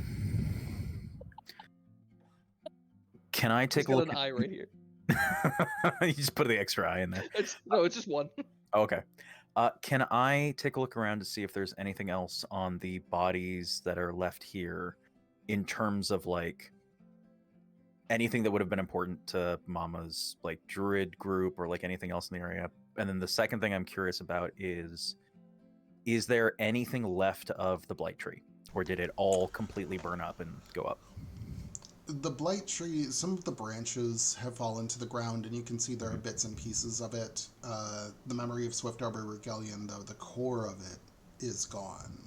So my question is, if and I may need to like do stuff later to figure out if I can do this. I'd like to gather some of the bark or just the branches. My thought is, because if that thing was absorbing lightning, I might be able to use it for like a lightning resistance potion or something along those lines, maybe. And I'm probably not gonna know until I can actually try it, but I'll just like gather some bark. All right. Go ahead and give me a alchemy tools check. Okay. 13. So, with the 13, you figured out that, yes, you think the bark itself could be used in some way. You're not sure how yet, but you're like, if given enough time, maybe.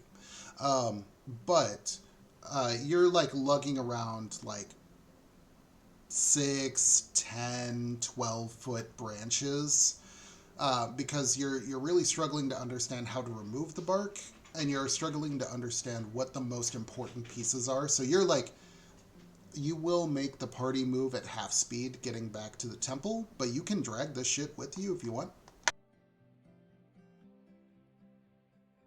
Actually, You're not, with a 13, you're just not 100% sure how much of it you need.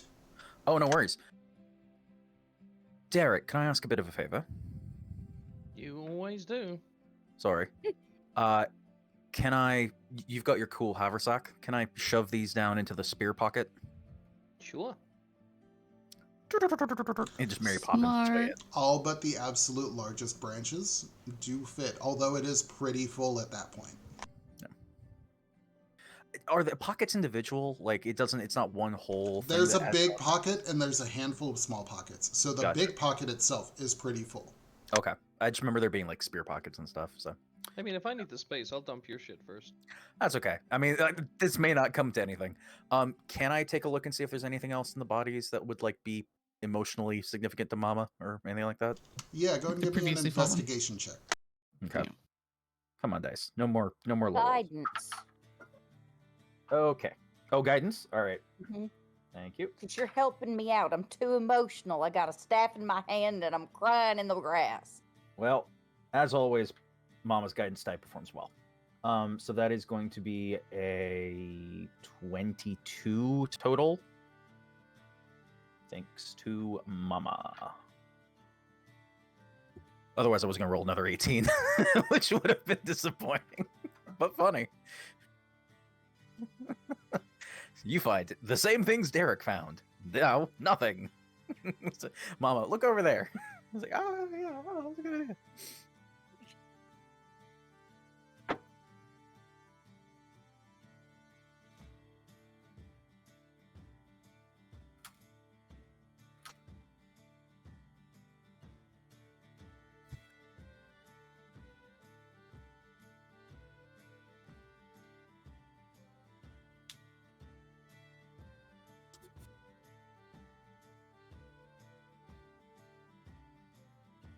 You're muted, by the way.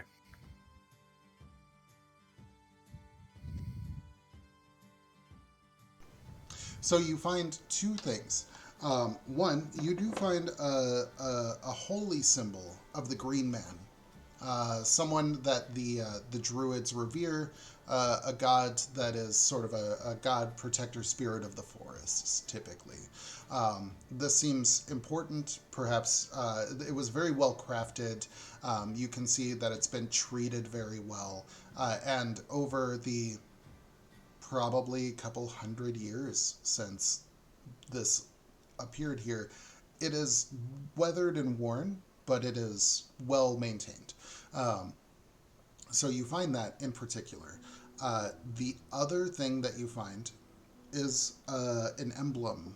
It's you picture something like Celtic knotting, made out of tree branches. It almost looks as though they had grown into this knotting symbol.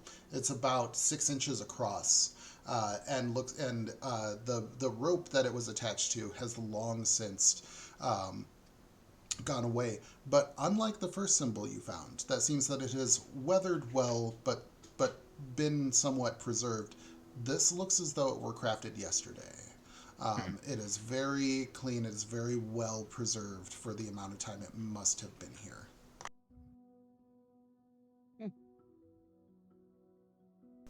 And when you present them to Mama, you recognize the first, the symbol of Obed High. There are several druids among your circle that follow the Green Man, and revere him as their god in the way that you revere the moon and Saloon. And this was probably you've seen a number of symbols like this. It would be worth something to you to return this to your circle. The other symbol.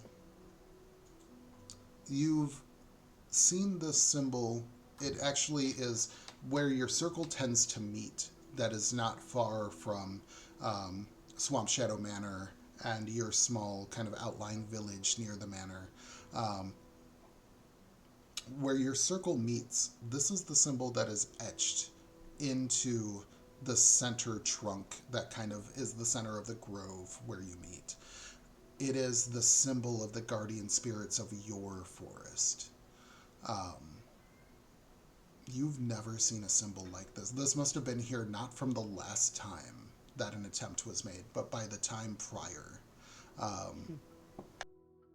But you see that, and it is, again, this must be, from your knowledge of the history, this must be 500 years old, and it looks like it was crafted yesterday. It might be a good idea to have Derek take a look at that as well, just because if it's that well preserved, it's probably that well preserved for a reason. I would agree if Derek doesn't get anything else off it, we can ask my circle. I've seen the symbol before, but nothing like this. I mean, I look good for my age, but like this makes me look like an old hag. Give me 10 minutes. And Derek, this is within your hour. So by the end of that 10 minutes, you realize this is what is called a guardian emblem, and you can find that in D&D Beyond. Working on it. Oh. What's unique about this is it can be attuned by a cleric, paladin, or druid.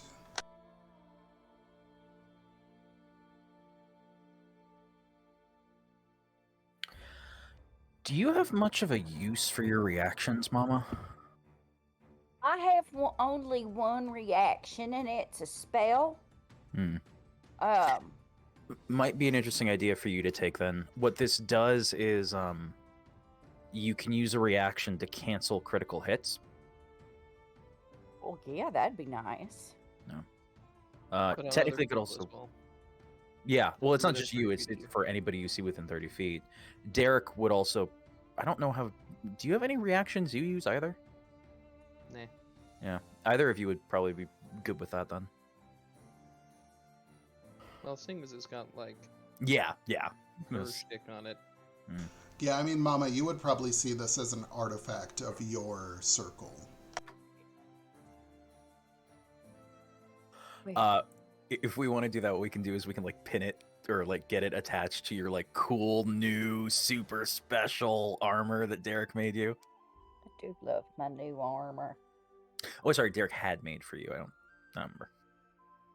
I made it. Gotcha. No, Well, spectacular. as a shield mostly. Ah. Huh? But gives me lots of protection. Lots of protection. Speaking of, I'm giving the cloak of protection to our squishiest member, Tosha. Sorry, it's not black. I Tosha, think that Toast would look nice in green. You do have to decide between your cloak, which is the symbol of your station, or the green cloak that gives you protection. Can I sew them together? Like a lining? Derek, because you have studied specifically magical enchantment of items, I would let you make a check, but you do run the risk of damaging the item. Well, that only affects everyone but me, so I'll do it. All right. So go ahead. You can try and make this a magical lining to Tosha's cloak. Um, we'll say it does, like, if you want to do this, it will take another hour or so to try to attach it. And I would say, Derek, you can actually use your ability as a Forge Cleric to use metal to kind of crimp the pieces together so that Tosha can get the benefit while still wearing their cloak.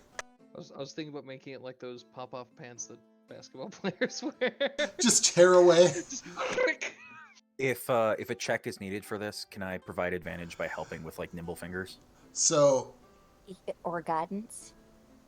both of those would be effective here, but I forgot that Derek is a Forge Cleric and probably wouldn't even bother trying to sew and would probably just use metal to fuse them together like little snaps. I'm going to let you do that for free. You can absolutely do that. Gotcha. Alright. Here's some basketball pop-off pants that you wear on your back. Excellent. Either that. Yeah, actually, what you've made it so that the cloak snaps in to the other cloak, but you also added a point where the brooch connects, there's a snap, so Tosha can rip off the cloak anytime they want. It's like, I don't know why you would want to do this, but it felt dumb to make this quick to remove and not have you remove it.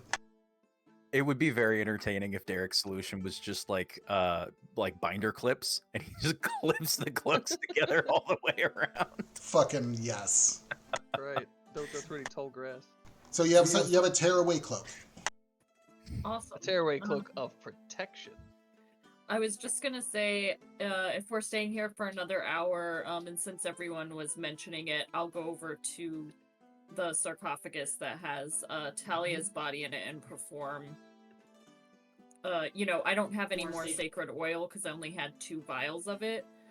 So I'll just like say the right minus the burning.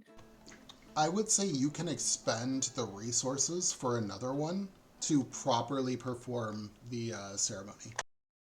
Awesome, thank you. Because yeah, I do have enough supplies to make more. I had just only took the time to create 2 vials at the moment, so great. I will so while Derek's doing all that with the cloak, I'll go over and do the same ceremony over Talia Regelian's body. All right.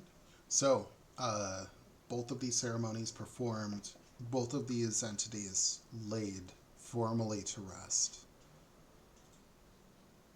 Anybody doing anything else before you leave? And you can see that Penance has kind of, as you're performing these, Penance is sort of aiding you. Penance doesn't know your ways, but as a member of an elf family, Penance is familiar with the ways of laying an elf to rest. And so they kind of sit and pray to Corellin as you continue your work.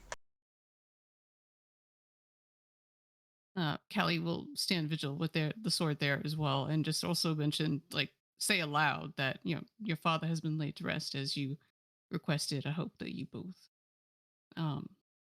find peace on the other side. And Callie and Tosha, with your actions, both of you gain inspiration. Oh.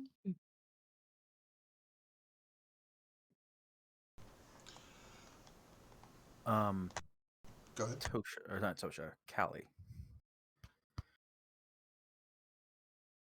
As this is wrapping up, Aylar is going to come over and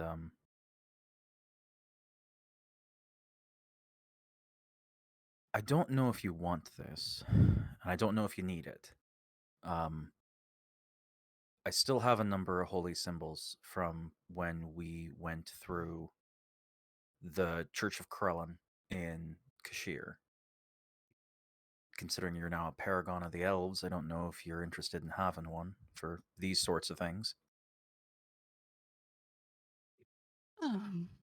Or if you think the sword's good enough. It may not be a bad idea. I don't cleave to one god in particular. But Yeah, it makes sense. And if you don't mind, I would No. appreciate it. I'll pull out my second one, and I give you a gold symbol of Krellin.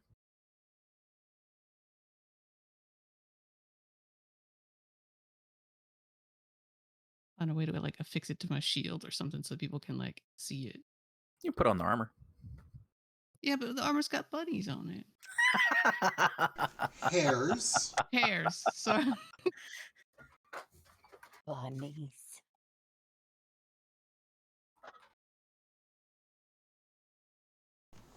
All right. You, what are you doing once this couple hours has passed?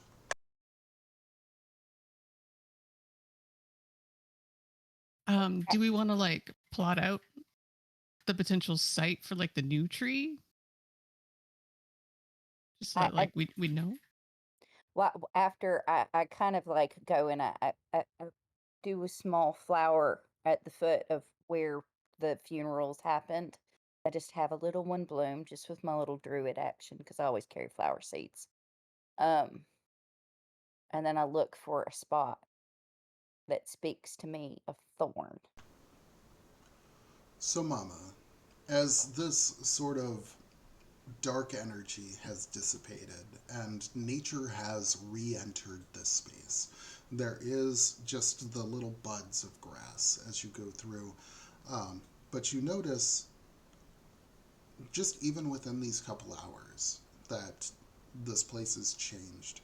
Near the cliff, not on the cliff, not right at the cliff, but 60 feet in or so from the cliff, you can see a spot where some crows, but also some like vultures, bigger, gnarlier looking birds. The kind of creature that, frankly, only Thorn really would look at and say, "This is a beautiful beast." All seem to be congregating kind of in this one spot around 60 feet from there. They're not hunting, they're not looking around, they're just relaxing. And as you look at them, you see this spot it's a little ways past. You can see as you approach the edge, you were told that there was a cliff that was kind of like the edge of the space, that where until an hour or two ago, there was a shadow realm sort of wall right on the edge of the cliff. You can look out and you can see just the beauty of the valley of Bogspine Hollow, and you can see the where runoff would come from the mountains and make like a beautiful area during the melt every year. And these animals are congregating, and you know this is where Thorn would like to be. So I find Callie and I let her know.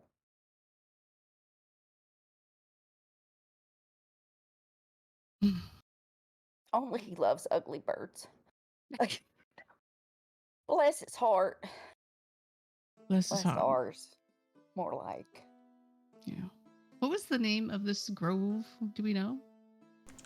This has been for any of the time of memory of anyone alive, simply known as the Blighted Land. I will lean in and quietly whisper to Mama, like maybe when all this is said and done, we can rename this place to Thorn's Regalia in honor of both of those who rest here. You could call it Durakas Land, but that's fine. Thorn would hate for his name to be first. So if we went the Regalia of Thorn, or Regalia and Thorn, that would work really well. But he would hate for his name to be first. That's fair. I talk about him like he's already gone. I'd like to see him before that happens. Yes, ma'am. I'll give her like a one-armed hug, but like a big one. All right, folks, shall we go tell Mother Corn, the good news, she won't believe it. I mean, she will, but she won't. And we could return those 2 stones. We both lived! Yay! Your emergency stones. And then I immediately go like, shh. Yeah, no, but nothing. I secretly take it back from Tosha and from Callie, because I know us well. All right. And you make your way back towards the Temple of Saloon at Mount Arai. The outriders and protectors of the mountain, the protection that they provided on your path down continues. It's the same day. Monsters have not moved in the time, so you're able to smoothly make your way back to the Temple of Saloon. The sun is just setting over the western mountains as you approach the entrance to the temple.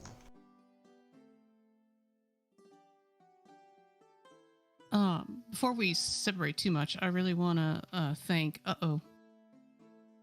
Who's uh-oh? Not patience. Penance. Thank you. My patience, perseverance. Which one is it? It's Penance. penance. Yeah. Walk up and do like the warriors like hand clasp. Like without your assistance, surely the day would have been dark. I feel like I did so little. I will be eternally impressed by what I saw today. You are a paragon of the elves, and you travel in good company. Others will hear of what has happened today. I assure you that. Well, you are too kind and do not sell yourself short. But I will do my best to serve. And then I kind of like shyly And he looks at you as you kind of like shyly like start to walk away. He bows, very similar to the way that you bowed to Talia. You say that and you turn to walk away. He takes a knee and bows his head as you walk away. Oh. Oh. It's so sweet. Stiff, shoulder stiff, and like take it in stride. It's very nice. I just walk up to Penance and I'm like, forgive an old woman. And I just put my hands on the side of his face and I just said, you were a dear and we probably would have died if you weren't there. Thank you. Mama, I thought I died. You're welcome. It's our little goblin friend. He's real special. And I have to admit, and I hate to not tell him I said this. Either of them. But damn, I'm glad that zombie was there because I didn't want to take that hit. Whoa. He says you're welcome. Now, how much work is it going to take to convince Penance that they were brought back by necromancy? And that would probably take a lot of work. The Yeah. feeling that Penance got by having heal cast on him. holy necromancy.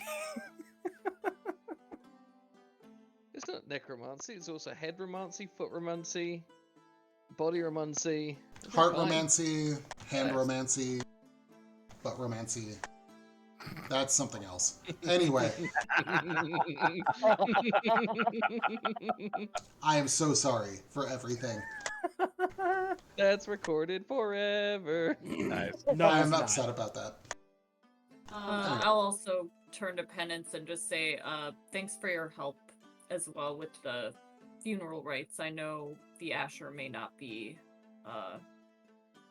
your god or the god of Talia or Swift Arbor, but it was the best that I could give them. The Asher is the god who watches over the gate of death. These two have finally passed on. I hold no issue with that. You have my respect, High Priest. Thank you. Of course.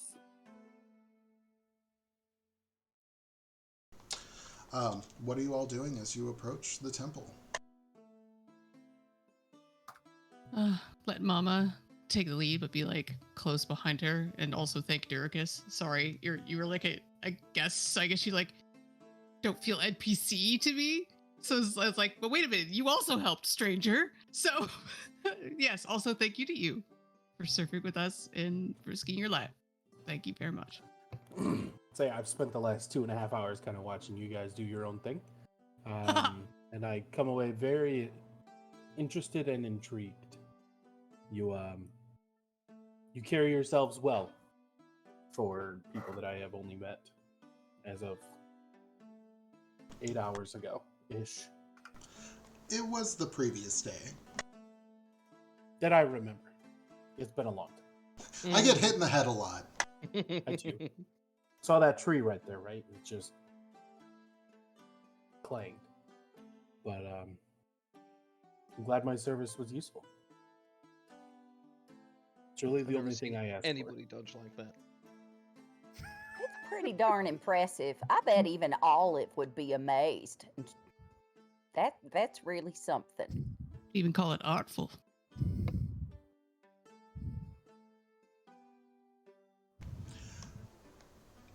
And then I'm not exactly gloating, but I'm definitely quite proud of myself to not only avoid death once but twice for the expectation of other people. As I walk in toward the camp. Because Mama and Callie, as you're like moving up here, you have 2 levels of exhaustion. You two are tired from your ordeal. I'm half speed. Woo! so like you were saying that the ALR was going to slow us down. I'm like, I'm already slow. Yeah. And I got little legs. I do have less restoration, but not till tomorrow. Well, good. So I mean, in spite of all that, I'm like really thrilled, but taking it slow and ceremonial. Yeah, ceremonial, not tired. Yes. Yeah, and as you approach the front of the temple, the dinner fires have already gone out. The food has been served. There's not really any action out in front of the temple, but you do see that it seems that Vernon is keeping the candle lit at both ends as usual in the forge. But otherwise, there is no action out front. It is early evening, but it's late enough that meals have been served and the other things that typically happen out here have already happened. Is he breaking up frame rails? Yeah. Yeah, you're breaking up, Nate. Well, that's real unfortunate. It's clear on my end, and I'm recording and streaming, so I guess we're fine. But hopefully you caught enough of that. Vernon's in the forge. There was a meal space, but nothing's moving. That's all I got. Yeah, the meals have been served. Nobody's outside, is what I'm getting at. So, like, what's your move? Where you go in? Who you focused on talking to? I'm gonna go gloat about the new backpack to everybody who's still awake in the forge. I'm definitely heading toward Mother Corin. Yeah, you head to the forge, and you go to gloat to Vernon, who is in his chair, as usual. And you can see your dwarven friend there working away. Vernon, in particular, did not think the backpack thing was going to work. But also, your understanding, like, Vernon is very good at smithing. Vernon is not an engineer. And so, like, Vernon's impressed that, 1, you came back alive, and 2, still is like in awe that the backpack thing worked, but does believe you. I could show him I got more. Because the last he saw, the backpack launched directly up in the air. Yeah, it did. As intended. Not a flaw. Feature, not a flaw. Just Feature, a not a ceiling.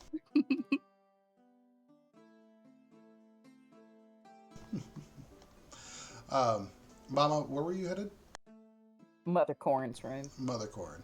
So you head in and you knock. The door is closed, and when you knock, you don't hear any sound from inside. You know this is where Mother Corin, if she's not sleeping or tending to something, this is where she is. She has not responded.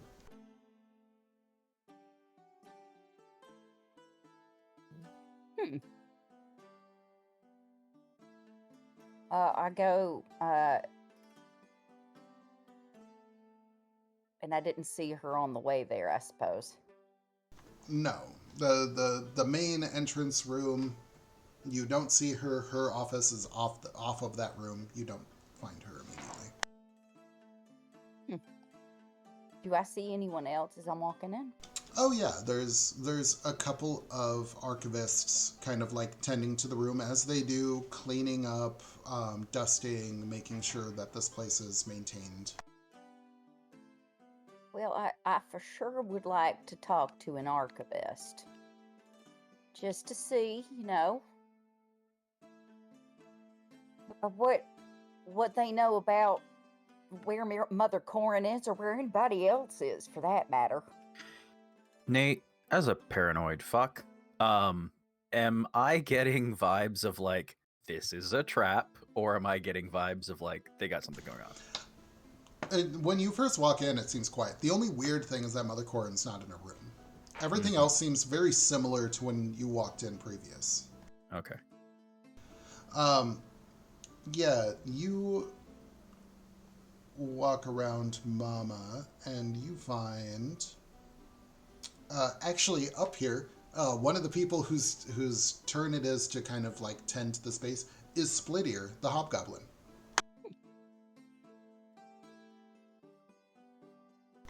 Split ear. He, again, jumps back, looks at you. Mama! I thought you, and he just runs up and hugs you. And he just says, thank you. I heard it was your group that found my holy symbol. Thank you so much. Thank you so much, Mama. You are the best. God's bless. It's moon bless. Moon bless. Moon bless. Well, thank you. Have you seen Mother Corin? Yeah, she's been down in silent meditation all day. She's in the ritual room. Ritual room. Got it. Thank you so much. Things are awfully quiet around here. It's the evening, Mama. Oh, well, You saw the sun. You saw the sun's gone down since you come in. Well, you gotta forgive an old fading woman. I'm And not there's a pause, and he's just like, I'm so sorry. I forgot that you were fading. You're so, Mama, you're just so good at what you do. Well, that is true. I won't lie and say it's not. I love you, and I'm gonna miss you when you're gone, but you're not done fading. You stick around, you hear? I'll do my best. But yeah, you do hear she's in the ritual room, which is the bottom floor under the next floor under the library. Right. So I start heading down that way. Aylar, are you okay? Because you're acting kind of weird. If I walk into a place and it's really quiet, that's usually a bad sign. Or it's a library and they don't let you poop there. Both are true.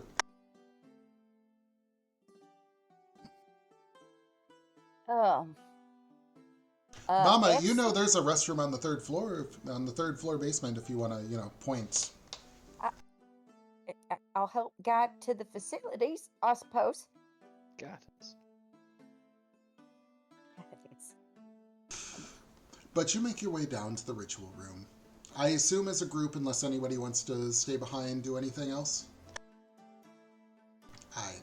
Nope, go with. Do Please. I catch up with from the Vernon escapade or something? Yeah. You come in. Mama's taking a look around, trying to take stock of the place. Your interaction in there is fairly short because Vernon doesn't have a lot of feedback to give you. Just shocked that it worked. But You know, Vernon's whole thing is he wants you to be an apprentice at large. He wants you out in the world experiencing things. This was a great experience. He seems to care more about what you took away from the fight than the fact that your catapult worked, which is probably a little disappointing to Derek. Yeah.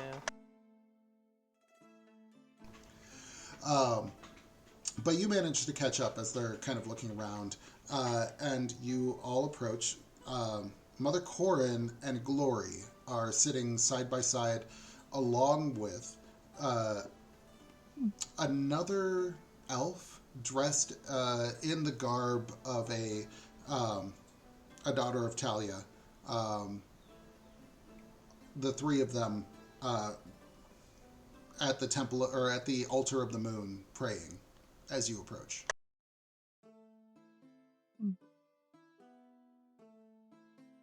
May the light of the moon protect you and keep you. They, in particular, Mother Corin jumps at the sound of your voice and turns around. Mama. Surprise. Mama, you're back. I am. And that's not all. Your I'm always full of surprises. your new children are back, and you can just see tears streaming down her face. The grove is cleared. And you see the three of them just exchange like looks of shock as they look back to you. Mama, I don't know what to say to that. I didn't. You would like it prepared for Thorn. I found exactly the place for him. I found exactly the place. But more importantly, we put to rest the souls there.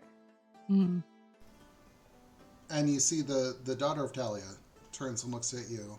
And Mama, you do know this one's name to be Helena Vassell. She's a member of your clan, actually. You actually, in a separate context, you know her as Haw, because there are two that you refer to as Ham and Haw from the elders of the clan. She is an elder of the clan who typically is slow to act, and she is a sister of Talia.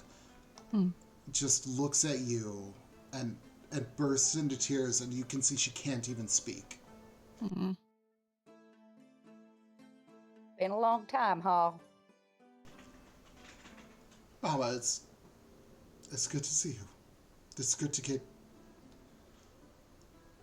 I didn't know we could have news this good. Well, you know, I often act without thinking, but I have this wonderful party here, not to mention the paragon of the elves. Yeah. I suppose you do.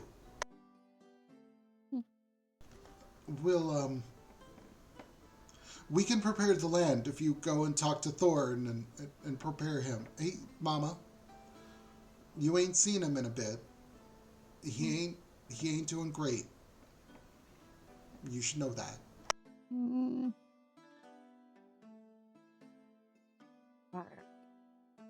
I was worried as much.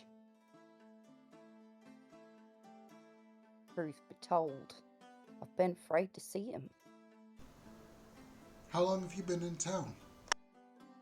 Well, we just arrived back, but we had to go clear. If I died clear in the grove, I didn't want to say hello to my family and then go die again.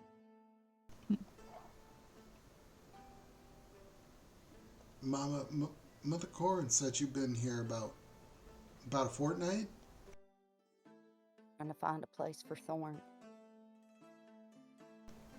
You should know some of your family's heard that you've been back and you ain't seen them.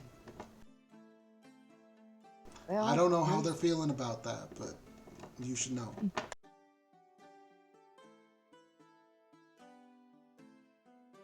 Well, news certainly travels, doesn't it? It's been a couple weeks. And Mother Corrin turns to you and looks at you. I told Willow. Oh, Lord. Well, she comes up here and she should know.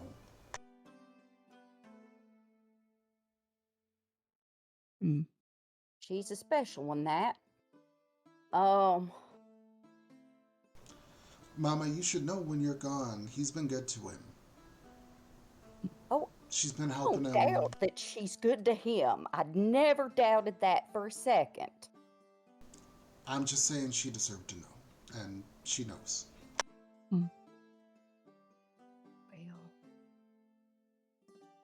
Well, I'll face the music I need to face for hurting feelings.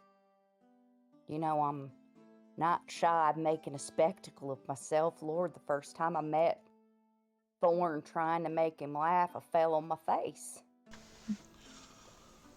And Corrin turns to you and Mama, you should talk to Thorn and figure out what... I mean, I know you gave...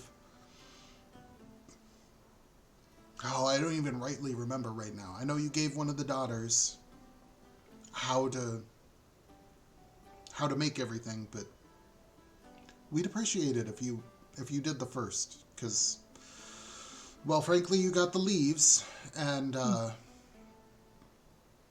you've got the real knowledge. You were the one who understands it, but you should talk to Thorn and make sure he's ready.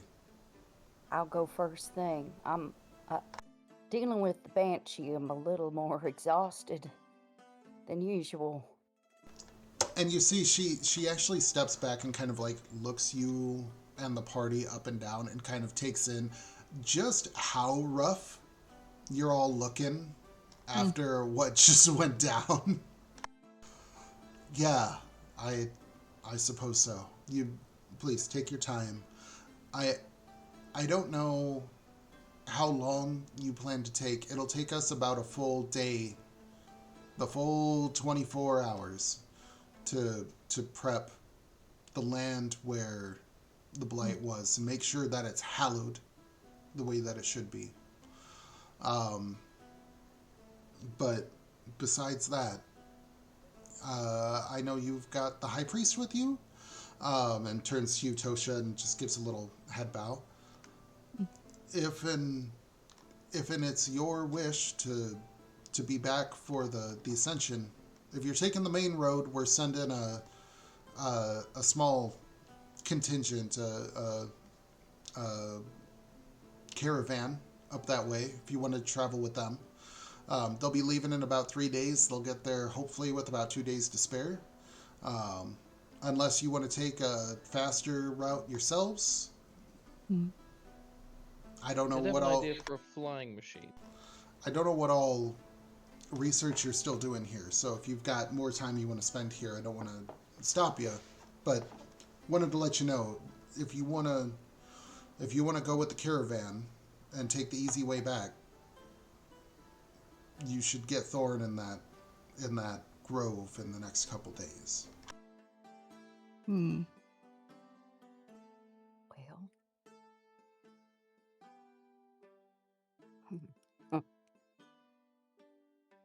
Yeah, well. I'll talk it over with my party, but either way, I'm seeing him tomorrow. Okay. You get your rest, Mama. You too. Yeah. And Mother Corrin turns to the daughter of Talia, Helena, and they kind of confer together. We need to get that land prepared, so we'll see to that. Have a good rest, Mama, all of you. And they all head together downstairs. Nicknames are terms of endearment, right? He goes to Callie, who goes by Callie. So you just shorten the name? Sometimes. Bye, Hee-Haw. Oh. She waves back to you as you walk away.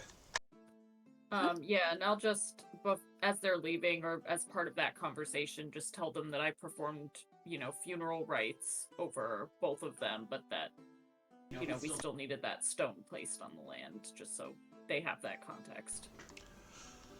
When you say that, Mother Corin turns to you and takes your hand in both of hers and just kneels and says, "Thank you, High Priest.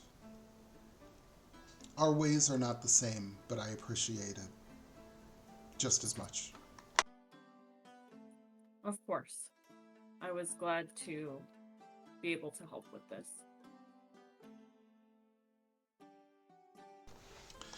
All right. You all taking a long rest? Anything else this evening? Yes, please. No. How long does it take to recover from exhaustion again? You recover 1 level per long rest. Okay. And Durakus, you've sat down to rest. One of the sisters of Talia approaches you, a dwarf, actually, and wakes you up from your sleep. "Sir, I would speak with you." I believe we're speaking. Yeah, go ahead. You were sent here as a thank you to the temple from your people, yes? Yeah, Go ahead. I don't have a full understanding of what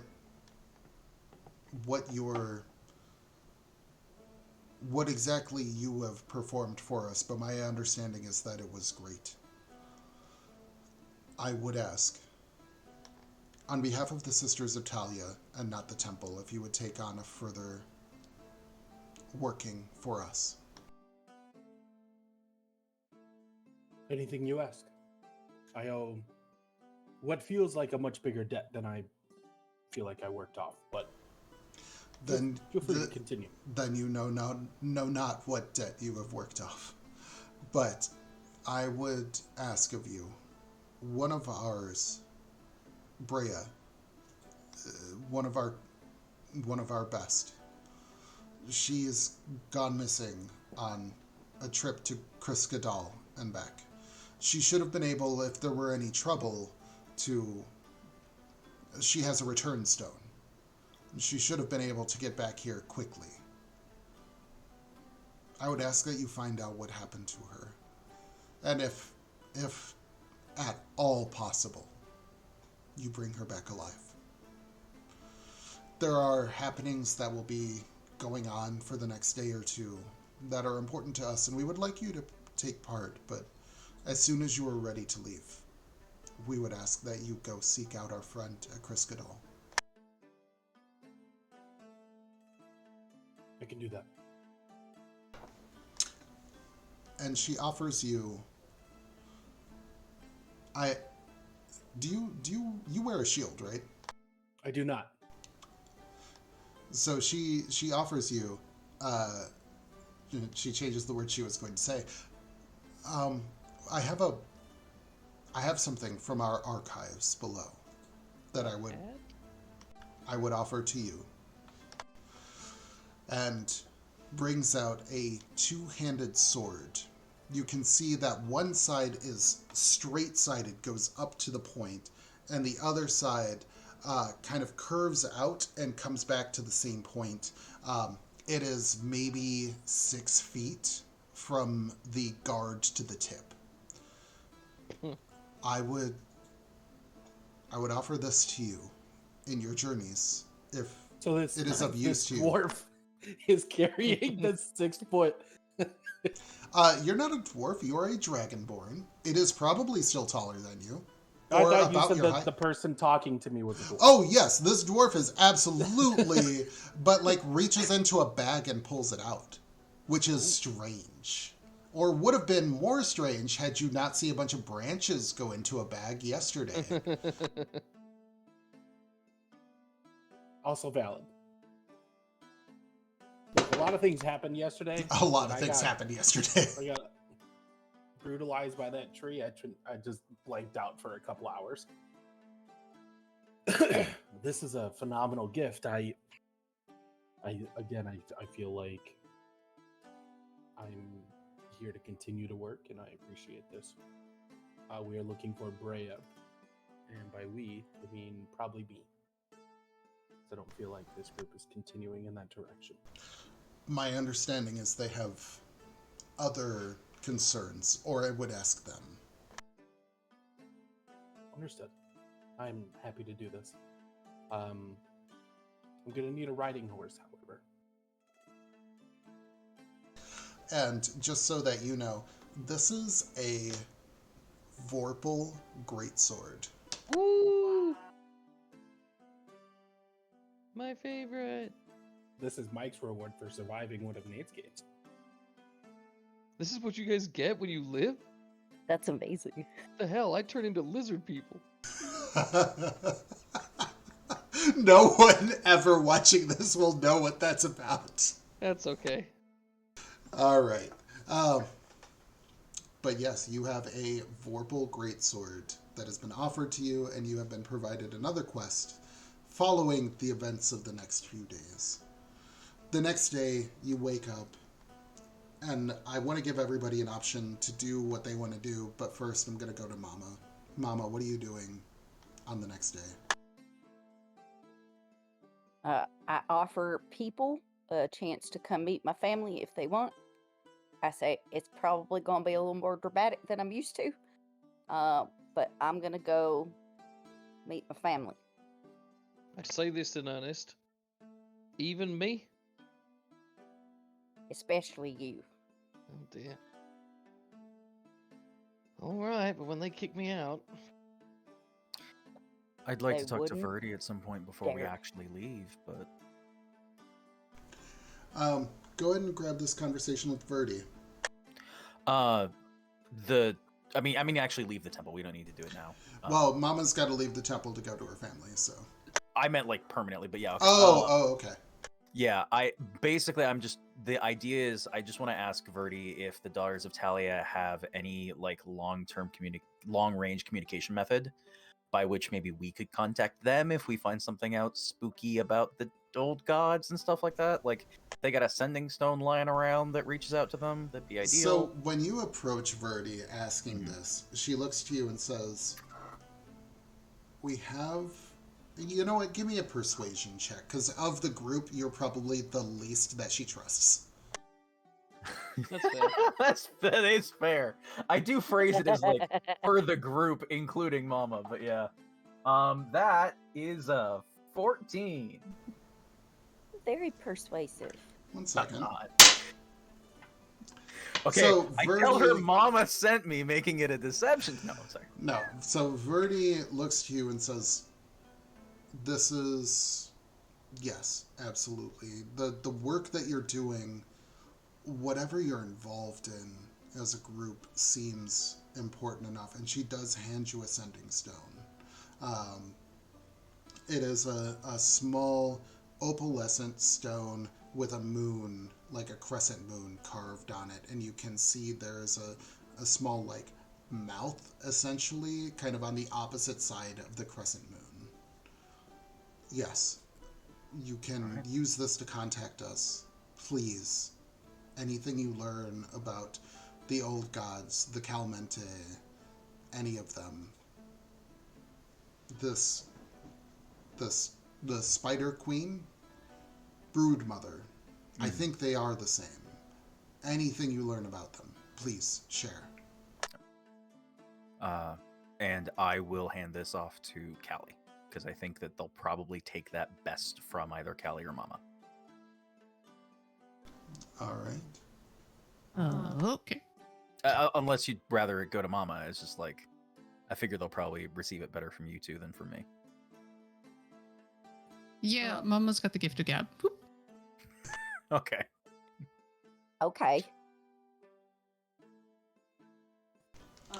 Yeah, I was just gonna say, I think before we leave, I want to just talk to the group. Like, what are we thinking as far as timeline? I'm happy to come and meet your family, Mama, but if we're gonna stay here a bit longer, I was thinking of ordering some more research to be done. maybe if we're not going to be staying longer, then I wouldn't do that, of course. But yeah, that's just wanted to see. Well, it greatly depends, Tosha, on whether or not you want to take the easy way back or the tricky way back that we took to get here. I mean, I feel like you and Callie are a lot more well suited to choose the route than me. As long as we're back in time, it doesn't make much of a difference to me.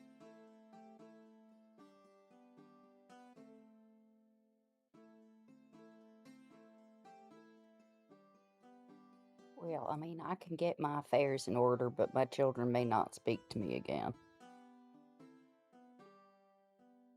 How much can time always do we make have a new one. left? Well, thank you, Derek, I guess. You had roughly 8 weeks at the beginning. You had 8 weeks plus a little change. You took less than 2 weeks to get here, and then you've been here for 2 weeks. So you're at just under 4 weeks of that 8 weeks. You're about 3 days. You're 3 days exactly under that 8 weeks. You have an additional 4 days on top of that. So you do have 3, 4, 7. You have 7 days on top. You have an additional week. You have 9 weeks from when, or excuse me, minus the 4. You have 5 weeks before the ascension proper. Okay.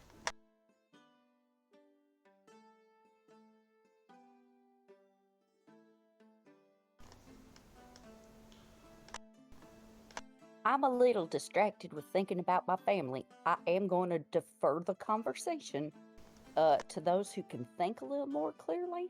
Not necessarily my forte at this moment, because I don't know what I'm walking into at home. And, Tosha, you know that whether or not you go with Mama to Mama's home, you can still attend the planting? Whatever it's called. You can still attend the event and support Mama without traveling to Mama's home and taking those 2 days. That is your call. All right. Yeah, I think I'm actually gonna stay back at the temple and plan to meet up with them for the planting. I'd like to continue to train with Glory, I believe. Is that the individual's name? Glory? Yes. And then I wanted to ask Derek for some funds so that I can replenish my holy oil supplies, because I figure they might have those things here that I would be able to purchase from them. You have 583 gold at your disposal. Oh, that's right. I do. Yeah, so I will use some of that to get that, and then, yeah, while everyone else or whoever else is going to Mama's, I'll just stay at the temple, and put in more order for research and help them with that research to speed things along as I'm able to. Obviously, I read much slower, but, we'll help. All right, so all of you get a long rest. That happens. You get your constitution score back and hit points, and anything you get back on a long rest. Mama, you take most of the party and head out in the morning to your homestead, where your family waits. I cast Lesser Restoration on Callie. Hey. Oh, thanks. So now you're at 0, right? 0, yeah, thank you. You get 1 back for the rest. Yay. Oh, Lesser Restoration returns 1? I thought it was greater. Pretty sure it's lesser. Because otherwise I would just use the greater yesterday. Oh fuck, it is greater. Well then, I burn... Where is it? Spell scroll of greater restoration. Roll I it. used it yesterday, I'm sorry. No worries. Roll that spell scroll. Will do. Roll that beautiful spell scroll's footage. Let's see here. DC 17. And then remind me it's proficiency plus wisdom? It's just wisdom. Just wisdom, plus 4.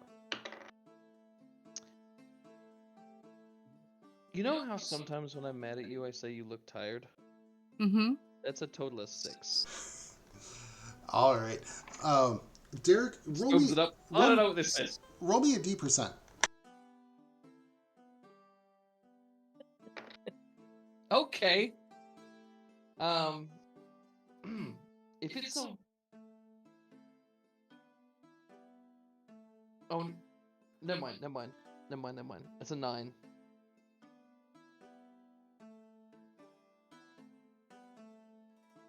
That, one moment.